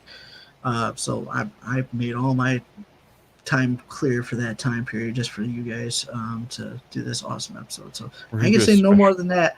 I want to show it off, and it's going to be pre-recorded. It's going to be fun. I got my bros here with me, and it's going to be great. So yeah, spoiler alert. Thanks, dude. It's not much of a spoiler. All right, guys, what's going to happen is we're just going to play Pong. We're not going to talk. We're just going to play Pong. That's it. With Matt's face as the ball. You just see his little face go. I could do that if you want. If you want me to make that, I could actually make that happen. Willie Silver says, okay, I have Telegram and Discord. I can put them on. Couchcord Discord would be the easiest. That would work perfect, Willie. Thank you. That would be awesome. Telegram, I'm really not even familiar with. I've looked at it. I've been told that I need to go and get Telegram, but me too. I never heard of that one before, but I know Discord. I've heard of it, but that was just added to the millions of social media things that my daughter's like, why don't you have this? Yeah, I can't keep track of all of them. I don't even know what it is. Y'all, I found Snapchat like 2 weeks ago. Like, the filters on Snapchat are brilliant. They're hilarious. I don't have any friends on there yet, but it's still a lot of fun. Rose Kirby says, well, I don't have any friends in real life either, though. I guess not. Rose Kirby says, hey, is it by any chance 1 year since you had Dan Cote on by any chance? I'm not sure. No, it wouldn't be, because 1 year ago was a DC live stream. We did Dan Cote 2 or 3 weeks after that, but close to about a year. Shia says, Bean T3, yay, go Tom. Good to see you on Core Pod Chat again. Yeah, Tom, get on Core Pod Chat. Yeah, well, I hope to see you back on, brother. Dan says, oops. Rose Gerber says, do you think the hype is getting everybody thinking that they're going to release a trailer and then don't to get fans hyped up? Yes. There has been a lot of speculation that it would be released at that the Vegas, what is it, CinemaCon? Or I can't remember what it's called. Yeah, CinemaCon is when everybody thinks it's coming. Yeah. That seems like a really small event for something this big, though. Yeah, but at the same time, it doesn't matter the size of the event itself. As long as it gets out there, the internet's going to eat it up. Just think about if it's being a small event like that, and just think about what it'll do for the community. This could be huge. It's like setting a bomb off in a small room. Dan says, I can't wait for that episode. T3 says, send me the link to Matt. I'll just send you the whole ass Matt. I think what he's talking about is that's a whole lot of Matt. He said sent the link. I just read it wrong. Yeah. So that's the link that we've got for Sammy the Bean. So if you guys want to go and check that out, make sure you get on that list so that you can follow it along as soon as it goes live. So yeah, I'm coming to you from Tom, one of our can I put homies. The link in chat? Why not? Yeah, that's it. That's an upcoming project link. So yeah, that'll forward over to the real link. So if you guys are watching this after the book launches, go and support it. Oh yeah. There's no way you're going to remember this. It's in chat. Nope. Yeah, make sure you click it out of the links inside of chat, or if you're on this in pre-record or post-recording. Oh my gosh! In post-live format, you're going to see it inside of the topic discussions. Shia comes in and say, "You're welcome, Zeal." Wink, wink. Wait, wink, wink, and then a winky face. So is that wink, wink, wink, or is that just wink, wink? It's like 3 winks in a row. Like that's is that somebody saying wink, wink, and then doing the face, or is maybe that'd be kind of awkward, right? You're like, I'd like to buy this used truck, and he's like, wink, wink. It's a lot of. There would be so many questions there. I'd be thinking like, do you really? Here's what we want to know as well. Thank you. It's Yuka, right? Is that how I pronounce this, right? The bomb has been dropped right there. Why didn't DCT ever do a Kickstarter? Because A, they don't listen to their friends at Crypto Comics, No. And B, they don't want to listen to their friends at Crypto Comics. And Lies. C, they don't want to listen to their friends at Crypto Comics. I told Dietrich to do it. He didn't know what he was doing. I didn't know what I was doing. So we gave up. So it never happened. We've got homies There that'll are- actually help you run a campaign too. So maybe Yeah, we'll get there you in are a touch few with them. creators that we'll have to put you in touch with. They're awesome creators that have worked on between all of them. I think hundreds of Kickstarters I at could this really point. use a Kickstarter for future video games. I'm just saying, you know. There you go. We are Expensive homies with for me somebody to that's make. done just that. Expensive And I for have me to make. personally played the development of said game. Cool. Then I'll put Me you too. guys in. I'll put you guys in Stupid as bats. background characters. How about that? Like we'd give you a choice at this point. Jeez. I'm I just really, kidding, I man. really We'd can't win these days. We'd appreciate it, bro. We'd appreciate it. All right, let's keep going with the news here. So Snyder is launching comic books with Comixology and Dark Horse. You know why? Yes. Because he's not cool enough to be in Crypto Comics yet. Because I was like, no, Snyder. No, hold up. We're here for the indie love. Why don't you go talk to those boys at Dark Horse? And the Dark Horse was So- like, okay.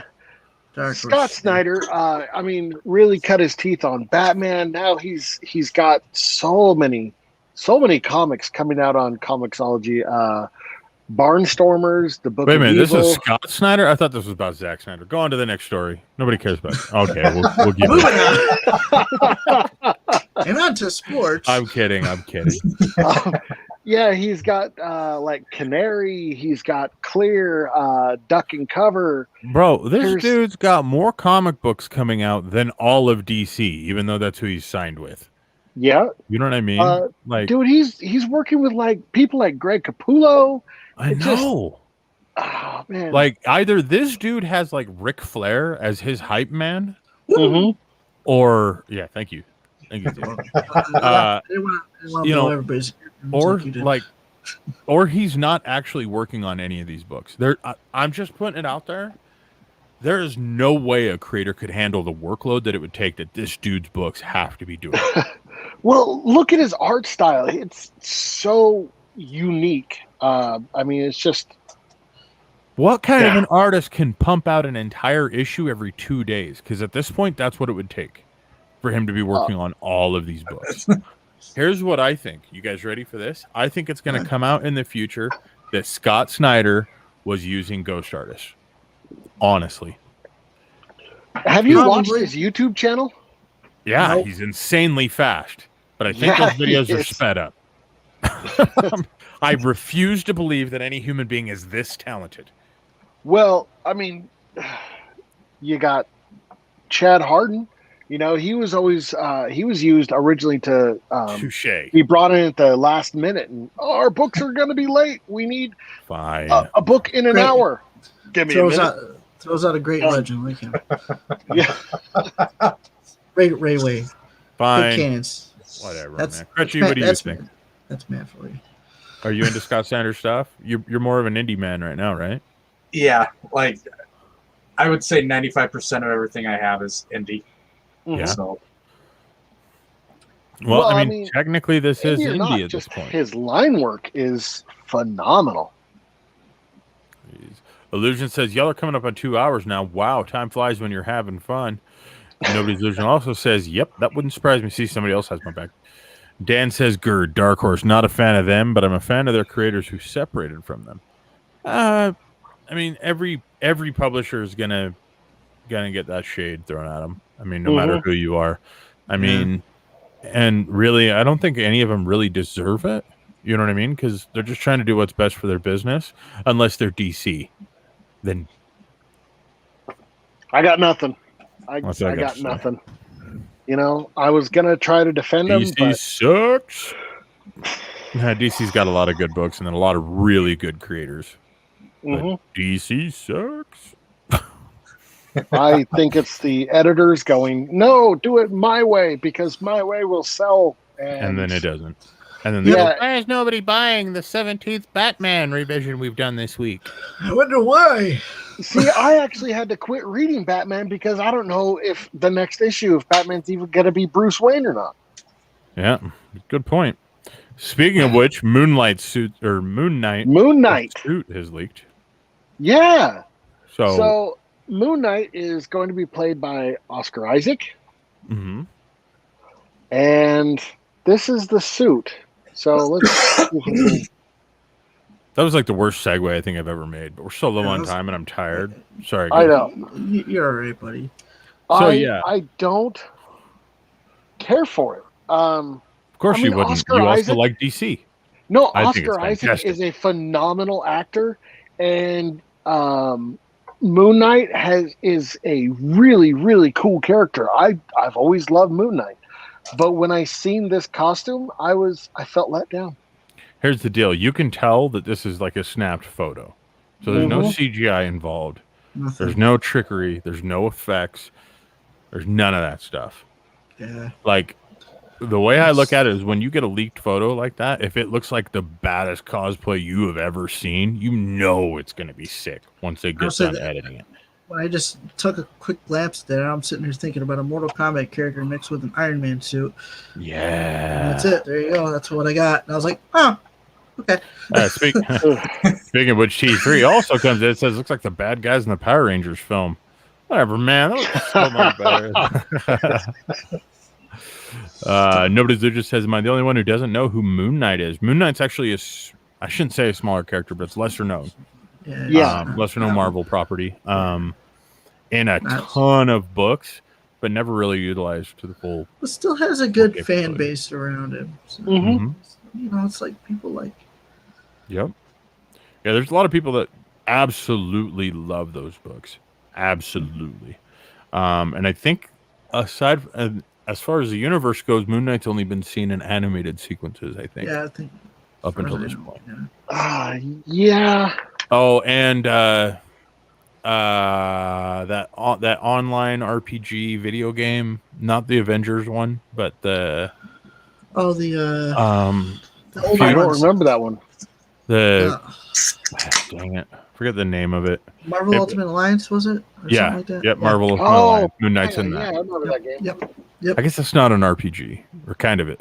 It is, and it's. It was like the first stab at the Injustice storyline type of idea, but it wasn't as good as It's like Injustice. it's basically like Baldur's Gate moves on to that, or like Diablo style moves on to that. And there you go. Yeah. So there's a name for that, and I'm just drawing a blank on it. Let's see, what do we got up next? He-Man. Okay, so, so you watched All of it. Okay, what did you think? First off, being a hardcore fan, I was like, "What the hell?" And then I was like, "All right, I'm a type of person who likes to find out everything, learn about everything, and absorb it, and then pick it apart at the end." That's basically how I do it. And animation was beautiful. Like I said, I'm a big nerd for like wonderful, beautiful art, and it just blew me away. That was great, phenomenal. Voice acting was great. Mark Hamill, golf clap, beautiful work. Oh yeah, he's awesome, phenomenal. Storytelling really threw me for a loop. Put me in a different direction. Just made me sit there and think like, okay, it's like what's after all of original He-Man, and let's continue the story kind of thing. It was kind of neat. It was different. It's just I don't hate it. I want to see the rest of it. That's what I want to see. So do I. Okay, I really what do. did you think of that scene with Orko and Evelyn? It was touching. It was absolutely phenomenal because it brought me back to the older episodes where I was sitting there like, Evil Lynn was turning good, and then I was like, okay, it's a possibility. Well, maybe she's coming full circle here. Yeah. It's like, that was really cool. And when she took her helmet off, I'm like, yo, keep that thing off. You look way better with that thing off. Oh, yeah. It's like, Listen to you being judgmental about someone else's fashion choices. Beautiful. Looking beautiful. Crutchy, what did you think of it? You know, I watched it when it first came out, like both the original and then now the new one. It's way different from what I remember the original and now the new. But I like the spin. Like it's it almost adds to it. So one of the main things about it wasn't He-Man and the Masters of the Universe Revelations. It was just Masters of the Universe Revelations. Yep. So right away we knew that We knew it didn't spoiler focus. warning, it's not going to focus on He-Man. Mm-hmm. Now, I think we're well past the need for spoilers, right? Chat. all right. If somebody hasn't seen us, let us know in chat. But yeah. Well, the new series that Netflix, because they had two running at this, getting ready at the same time. This one is actually called He-Man and the Masters of the Universe. They're claiming it's also going to be a continuation of the original story. Once again, this one is titled He-Man, but they're already falling into the same trap that I think pissed off the internet. I think the internet's going to get pissed off no matter what you do. Yeah. Well, here's the thing. This one, they actually are calling it He-Man and the Masters of the Universe. And right away, we get a new character who is not He-Man, and they're going to focus on this character, much like they did with Tila in Revelations. So, yeah. It's literally a unique way to, put yourself into that universe style of writing. Okay, so like I can relate so much to that. It's insane. My issue 5 it had nothing to do with Zeo. Well, I mean, Zeo is part of it, but it wasn't the main character. And I wanted to bring it out to the other characters to kind of help them grow and people enjoy that. Boy, did I get some backlash.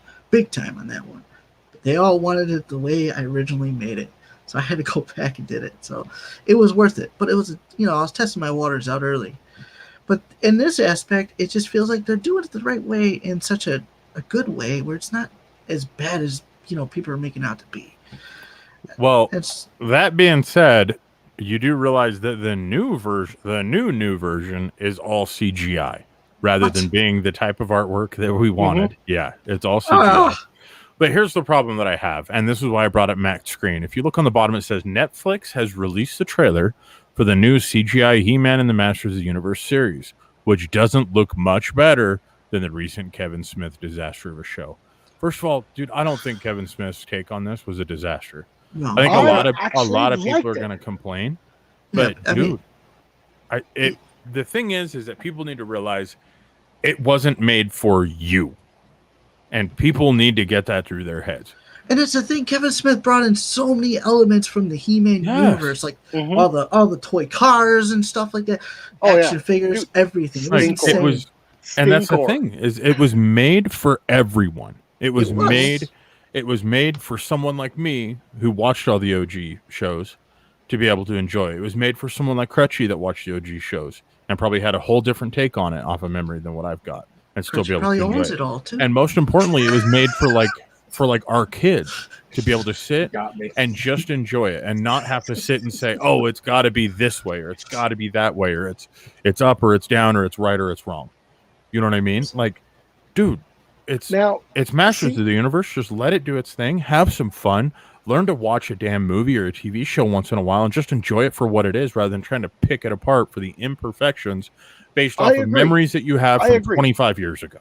But I enjoyed Kevin Smith's take on it because first off, before it came out, there was that whole controversy. Wait, He-Man's dead. And it hadn't even been released yet. So I was like, oh, okay, he's dead. Then I started thinking about it. Well, it's not called He-Man and the Masters of the Universe. It's just Masters of the Universe Revelations. So I had it in my mind, okay, He-Man's going to die. So sitting down to watch it, it was like I expected that. And it actually seemed like a really good continuation of the story, knowing that what was going to happen.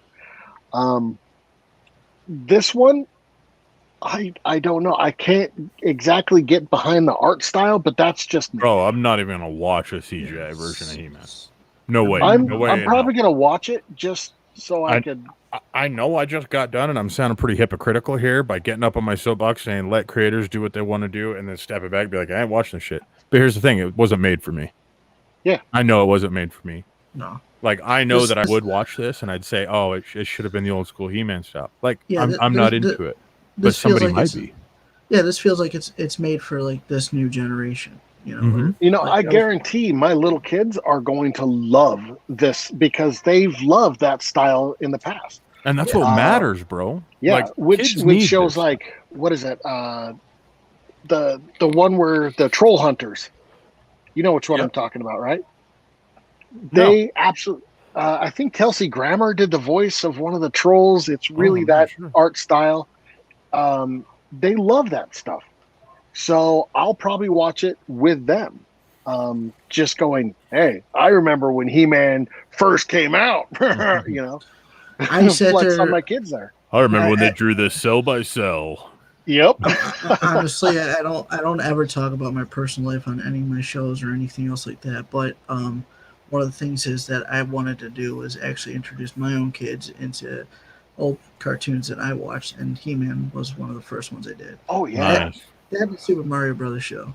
So, Oh, dude, the TV show. yeah, That's The one with- when you watch that now, it's so terrible, but it's so bad. good at the same It's, time. it's like so bad, but like, whatever. Kids love it. I don't care. Or like, do you guys remember the movie? Like John Leguizamo plays Luigi. Yeah, Like Bob John Hoskins, John Leguizamo. Leguizamo, Dennis Yeah. Hopper, dude. Yeah, And it's still just an awful movie, and I love dude, it. it is a train wreck that, like, as soon as you hit play, you have to finish this. Yeah, I watch that movie every time. Doesn't matter. I'm like, yeah, I gotta watch it. Yep. Oh well. So Now, let me check like- in my chat real quick here, guys. Oh, Sorry. Rose Kirby comes in to say, hey, can you answer the question on another stream? Snyder cut of Justice League at the end. Did he dream about the future, or has that happened? No, we that was a answered- setup. We answered Yeah. this Yeah. on a stream already, but if you actually look it up, there's actually footage of Zack Snyder talking about exactly what it is as well now. It's been Mhm. released. There you go. And I'm not here to ring any bells or gloat, but we were right. We were definitely right on that one. Nobody's Illusion says, well said. Thank you. Shia, is it Shia or Shia? Shia? Shia. Shia says, I agree. Let the creators make their stuff. Illusion says, LOL. And Digital Dwight on YouTube comes in and says, I had a He-Man lunchbox in the 80s. Hell yeah. See, I was jealous because my buddy had a He-Man lunchbox and I had a G.I. Joe. And then when it got busted, I got a Silverhawks. Dude, it was the roughest business meeting I've ever been a part of.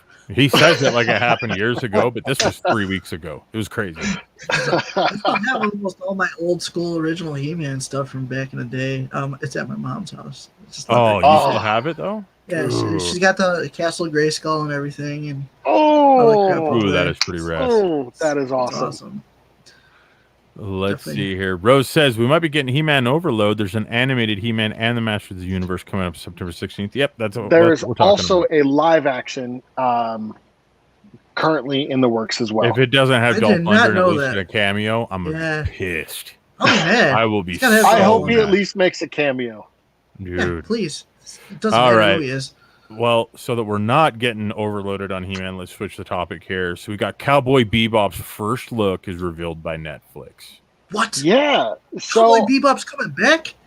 Yep. Holy crap. it's a live action. Ready for it? No, you shouldn't have said it. I wanted to see his face when he realized Oh, Wow, it. that's awesome. That is so Nice. cool. That's amazing. So yeah, John Cho is going to be in it, and hmm that's the only name of anybody that I know that's going to be in here. And I will be clear, I've never watched Cowboy Bebop, but I've been told that it's absolutely amazing and that I really need to. Sure. See, I've watched a couple of episodes, but they were out of order, and there was already enough character development and stuff that I was like, I'm so confused. And everybody's like, no, this is the greatest. You have to watch it from the beginning. So I am planning on watching it from the beginning. This one happens to be about, just the space kind of bounty hunters. Mm-hmm. So, and they're kind of misfits. So. And one thing that I thought was kind of neat, everybody's upset that there's, speaking of the devil, here's Illusion saying, wait, they're making another live action Bebop that might be able to work, but also says not another live action adaptation. So one of the things that they've done is they actually have the art director from Cowboy Bebop on Mhm. set at all times. Yep. Every single take, they have one of the art directors from the original series on set to make sure that every detail is perfect in the eyes of the person who used to say this is perfect or this is not. So that's an interesting take on something, switching it from an animation to a live action adaptation. I'm interested to see how that'll work, because the only other time I've heard of that happening is Punisher. They actually invited artists from the Punisher series to come on the set while they were recording, but that still wasn't even nearly this involved. That wasn't every single take, every aspect of it. That was just, hey, what do you think of this bodysuit? What do you think of this makeup? Like smaller details. Dan says, holy crap, it's really real. So somebody was looking forward to this. Yuka says, just as long as it's done right, we'll all be able to be happy. What was the name on this one again? Sorry. Bokio. Bokio? Boki. Yeah, he keeps his name in Japanese for some reason. Boki says yes. Hey, that's okay.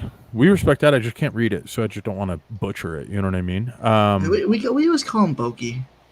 Hey, I'll start doing that. Illusion says, oh, you've got to watch Cowboy Bebop. There's a reason why Adult Swim loved to show and re-show it. Is that what it was on? It was Adult? Yep. Adult Swim. Yep. It was absolutely... I loved it. That Lupin the Third was on there. Big O, Trigun. Yeah, some really, really great shows. Also, Aqua Teen Hunger Force as well. Aqua Teen was amazing. So awesome, that shows you the type of personality I am. When that's the first one I recognize that he just said. I can name all those shows that I used to watch when I was younger. Aqua Teen is so great. When I was watching, I was mostly watching for like what is that show with the Elric brothers? Full Metal Alchemist. Yes, that and Inuyasha. I love that stuff. Eventually, when everybody was like, we gotta watch all this other stuff. There's Cowboy Bebop and there's One Punch and stuff like that. I was like, I couldn't keep them all straight, but I am excited to watch this show. So, yeah. One Punch was originally known as supposed to be a joke, and then it became a little bit more serious. So it's quite interesting. Okay.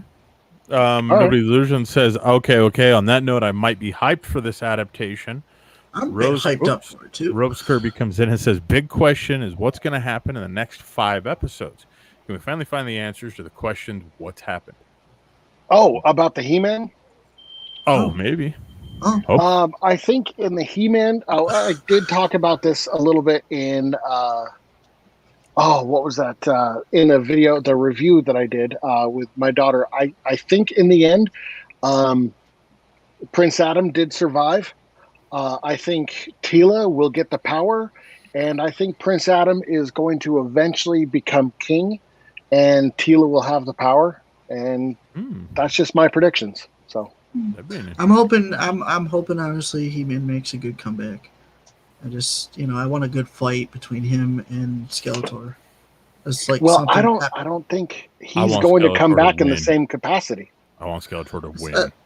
That's what I want the big episode to be. Kind of felt like that already happened, but no, I mean, like, I want him to totally win. I want Prince Adam done, gone, never coming back again from the magical little heavens of all the heroes. But I did stuck in the dirt. I do think it was really tasteful that how they made so Adam chose his human form rather than the He-Man form. I thought that he chose his lesser form, is what they kept calling it. Yeah, I did think it was a little messed up that. The only people that were allowed in heaven is the 4 or 5 people that actually had the power. And it was like, that's like, it? Really? What about the baker down the street that never did anything wrong in his life? That's a little messed up. Well, they explained it. He's worm food, and he should be happy. Yeah, he just that's all you get. Like you don't get anything better than that. You're stuck in the dirt. You're screwed. Sorry. Speaking of stuck in the dirt, that's a good segue right there. The next animated DC film is Injustice. Actually, I think that could make a really interesting. I think it can make a really interesting animated movie, because those animated movies that DC has put out have been top notch. Yeah, anything animated that DC does, I agree, it's great. Anything they do live action, I just wish they would actually finish the freaking job and get something done well for once and finish a full story. Unfortunately, that never seems to happen. Oh, multiverse, what? Darn DC. They haven't announced who is going to do the voices or anything like that, but man, bring back Kevin Conroy. Dude, that's all Bring they need back to Mark do. Hamill. They just need to do Mark Hamill and Kevin Conroy for like 15 minutes and then call it good. You Nobody's know, even Kevin, watching this thing for anything else. Yeah, exactly. If Kevin Conroy is going to be there, Mark Hamill will definitely be there. It's like it's. Hopefully, he says he said it himself before. He says he Yeah. will not work a job, and in any DC films if Kevin Conroy is not there, he doesn't want it. So That's why walks I away from it. was so glad to see him together again in He-Man Oh, Revelations. Like, I mean, don't get me wrong. I do I miss like the how we original. brought that back. I do miss Please the stop. original voice actor of Skeletor. He's a really cool guy. He was funny. I got a kick out of him. He's hilarious. I am not nice. I am not nice. I love that. Dude, that's like my favorite line ever. Oh, blasted beast man. What is wrong with you? All right. So, do we talk about it? Do we talk about the Rotten Tomato situation? I think we could save that. Do you want to save it? I don't. Oh, no, okay. We might try to bring it up next week, and it's an entirely different story. Is the point? Oh boy, is it this bad or? That's No, the problem. Is a certain show is debuting and has a perfect Rotten Tomatoes score, which is Not weird. exactly perfect, but it's damn near. Well, yeah, Really? and that. Should I show it? Yeah, let's just do I it. mean, you already opened up your mouth about it. Why not? All right, Shang-Chi. Ah, This is gonna be creepy, dude. No comic movies get this high of a score. what? Well, Which, I mean, you can see down here, it's got a 93%. And but with 56 reviews. Are you ready? Yeah. You ready? I'm gonna say it. I'm gonna do it. I'm gonna say what everybody's thinking. I think Marvel figured out a way to pay for reviews. I think Disney did somehow. Dude, there's you aren't we'll gonna see get as it 56 comes out. people to agree on a movie. no, well, here's the thing. Everybody that I've seen that actually has seen the movie, they're like, it's actually good. They keep saying that there are some parts that a little bit of the wonky CGI fight scene at the end, but the fight scenes at the beginning kind of make up for that. So, But how are you gonna get 56 people to agree on a movie? Especially Rotten Tomatoes. Right. They're like some of the most extreme critics ever. My first thought. So Matt put this story inside of our chat, mhm. and right when I saw it, my immediate thought might be my problem here, and I'm going to be very clear about that because my immediate thought was, I'll bet you that all Disney did or / Marvel is they reached out to like social media, like archetypes or influencers, whatever you want to call it. And I'll bet they reached out and went out of their way to make sure that these people all got handpicked to come and watch the movie, knowing that those people are going to want to say something good so that they can have that happen again. I think so, but at the same time, this article goes on to explain that Endgame got a 94%, Black Panther got a 96%. So where this is already showing up at 93%, yeah, it might drop down to kind of the high 80s, but that's still a damn good rating. It's got so it has 87 reviews right now, and it's at 92%. Oh, Yeah, that's still super high, guys. mhm. And I don't want to get hyped for it because of that. I know that sounds backwards, but No, I mean, I agree. If I yes. set my expectations extremely high, then I'm bound to get let down. thank you. Yeah, that's why I like when a movie comes out based on a book. I'll actually watch the movie first, then I'll read the book. So that way my expectations aren't super high. And when I read the book, I'm like, oh, they added more to it. It's kind of like a cool little, Yeah. this one. So it's like, oh, there's almost behind the scenes kind of stuff, or here's deleted scenes in the book. So yeah, I try not to get my hopes up too high. But I gotta say, it is a Marvel movie. And Dude, even the bad Marvel movies, I've loved. Yeah, but Damn. That's an extreme score. Yeah. It is. That or something big happens in this flick. That's the other thing that I can think of. Is there's a big Easter egg or big part of this movie that stood out to people's minds that they weren't allowed to talk about, but they were hyped about this one aspect and went in. In the trailer, we saw the return of Abomination. Yep, so Abomination's in it. Mandarin supposedly comes back, right? No, real well, Mandarin. the real one? Mandarin. I don't real know if Mandarin. Ben Kingsley is coming back or not. Yeah, the real Mandarin. Sorry. I would love to see them like bring him back and like at the very beginning be like, "No, I'm the Mandarin." Pop, done.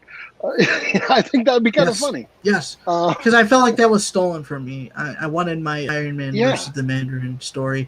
I wanted that so badly. I deserved that because I grew up reading it and watched it back in the day. And it's like, come on, like I'm not getting this, am I? And I felt gypped. I was upset when they did what they did with Iron Man. On that. I do wonder if the dragon that they keep showing at the end is Fing Fang Foom. Gosh. Because it kind of has a little bit of that style. And that could be enough. Man. You gotta have those crazy dragons in there, you know. Let me check in with chat here, guys. We're getting a little far behind, and I really feel like that I owe the community my attempt at pronouncing half of these words. So, Illusion says, I'm an otaku? Hopefully that's right. So I know my anime too. My favorite one is called, damn it, Durarana? Durara? See, Durarara.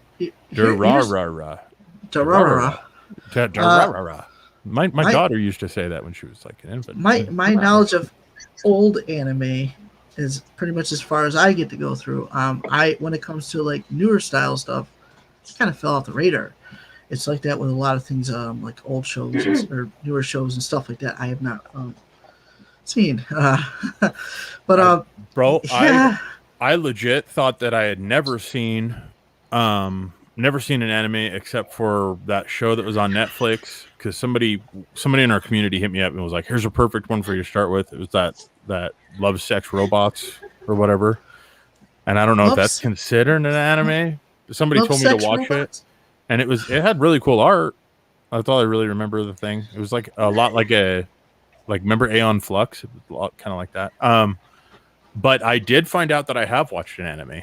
Just really? To clarify things, I've watched Initial D, which I know is like the car guy version of anime, but that's one, right?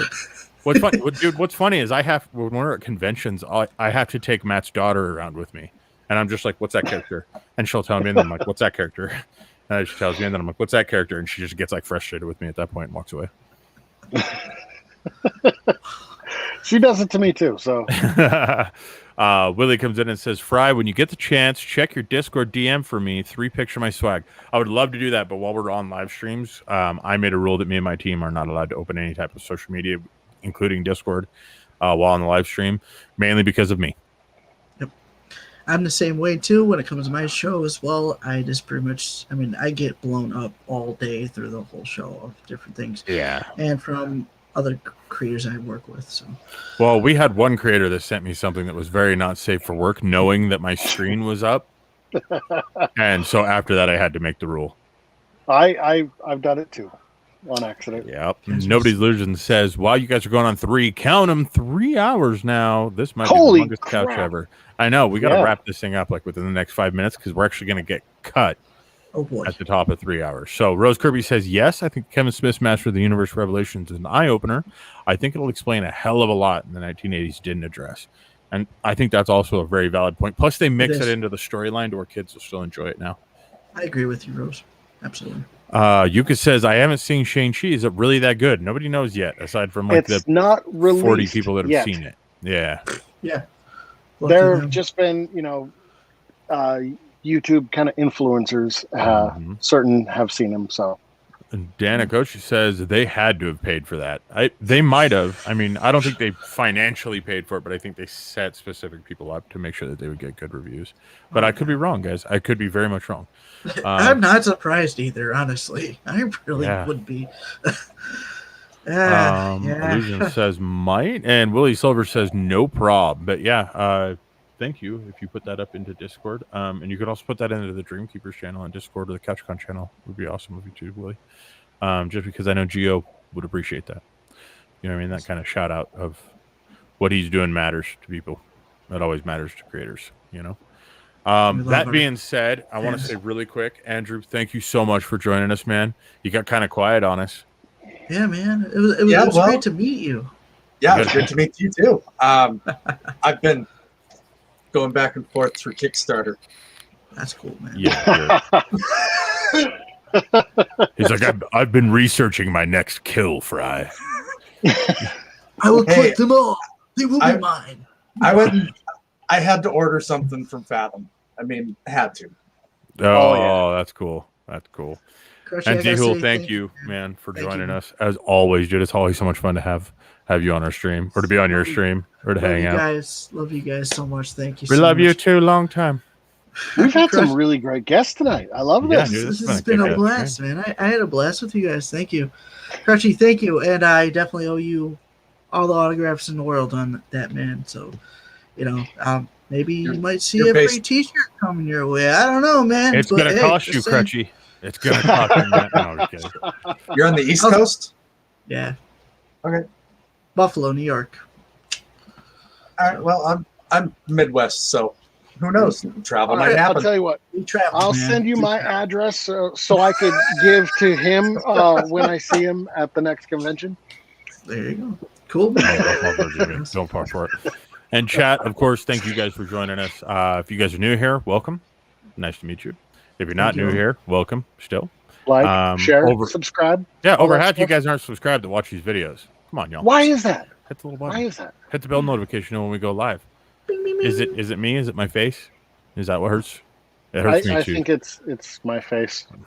Look, we're sorry. These are the faces that our moms gave us when we were born. Okay, that's just cruelty towards you can only animals. do so much with beauty cam software at this point. You know what I mean? I still look body by McDonald's. Yeah. You gotta dig it. Nobody's Luigi comes in and said, "This is a fun couch. Take care and stay safe, everyone." I appreciate it for being part of this. This was fun. It's been a long time since I've been on a Monday night show. Awesome. Monday Snizzite. I know he's probably like, "Oh, Fry just hit me up. Damn it, I shouldn't answer that. Oh, too late. I opened it. No, you don't." You can see I've seen it. Oh, dang it. Yeah, and so if you guys get a chance, make sure you go and check out TCT. You can go inside of Crypto Comics Marketplace, of course, and check out TCT Comics. You can check out all the different books. Jump on our YouTube channel, TCT Comics. Check us out. Absolutely. Subscribe, and then thecoreteam.com, is that right? TCTcomics.com. TCTcomics.com. Yeah. Nice. Okay. Hey, it's hard to remember. Long words down there, you know? Yeah. You can always find Crutchy by just putting something on Kickstarter, and he'll find you. Crutchy will hunt you down. That's right. If you even think about crowdfunding campaigns, Crutchy will be there. But yeah, thank you everybody for joining us. Thank you guys again for joining us. Stay safe. Be kind to one another. See you in the funny pages. Yeah. Woo. See in the funny pages. You're bringing that one back? Did you haven't done I'm bringing that one back, dude. Bro, you don't need to bring that back.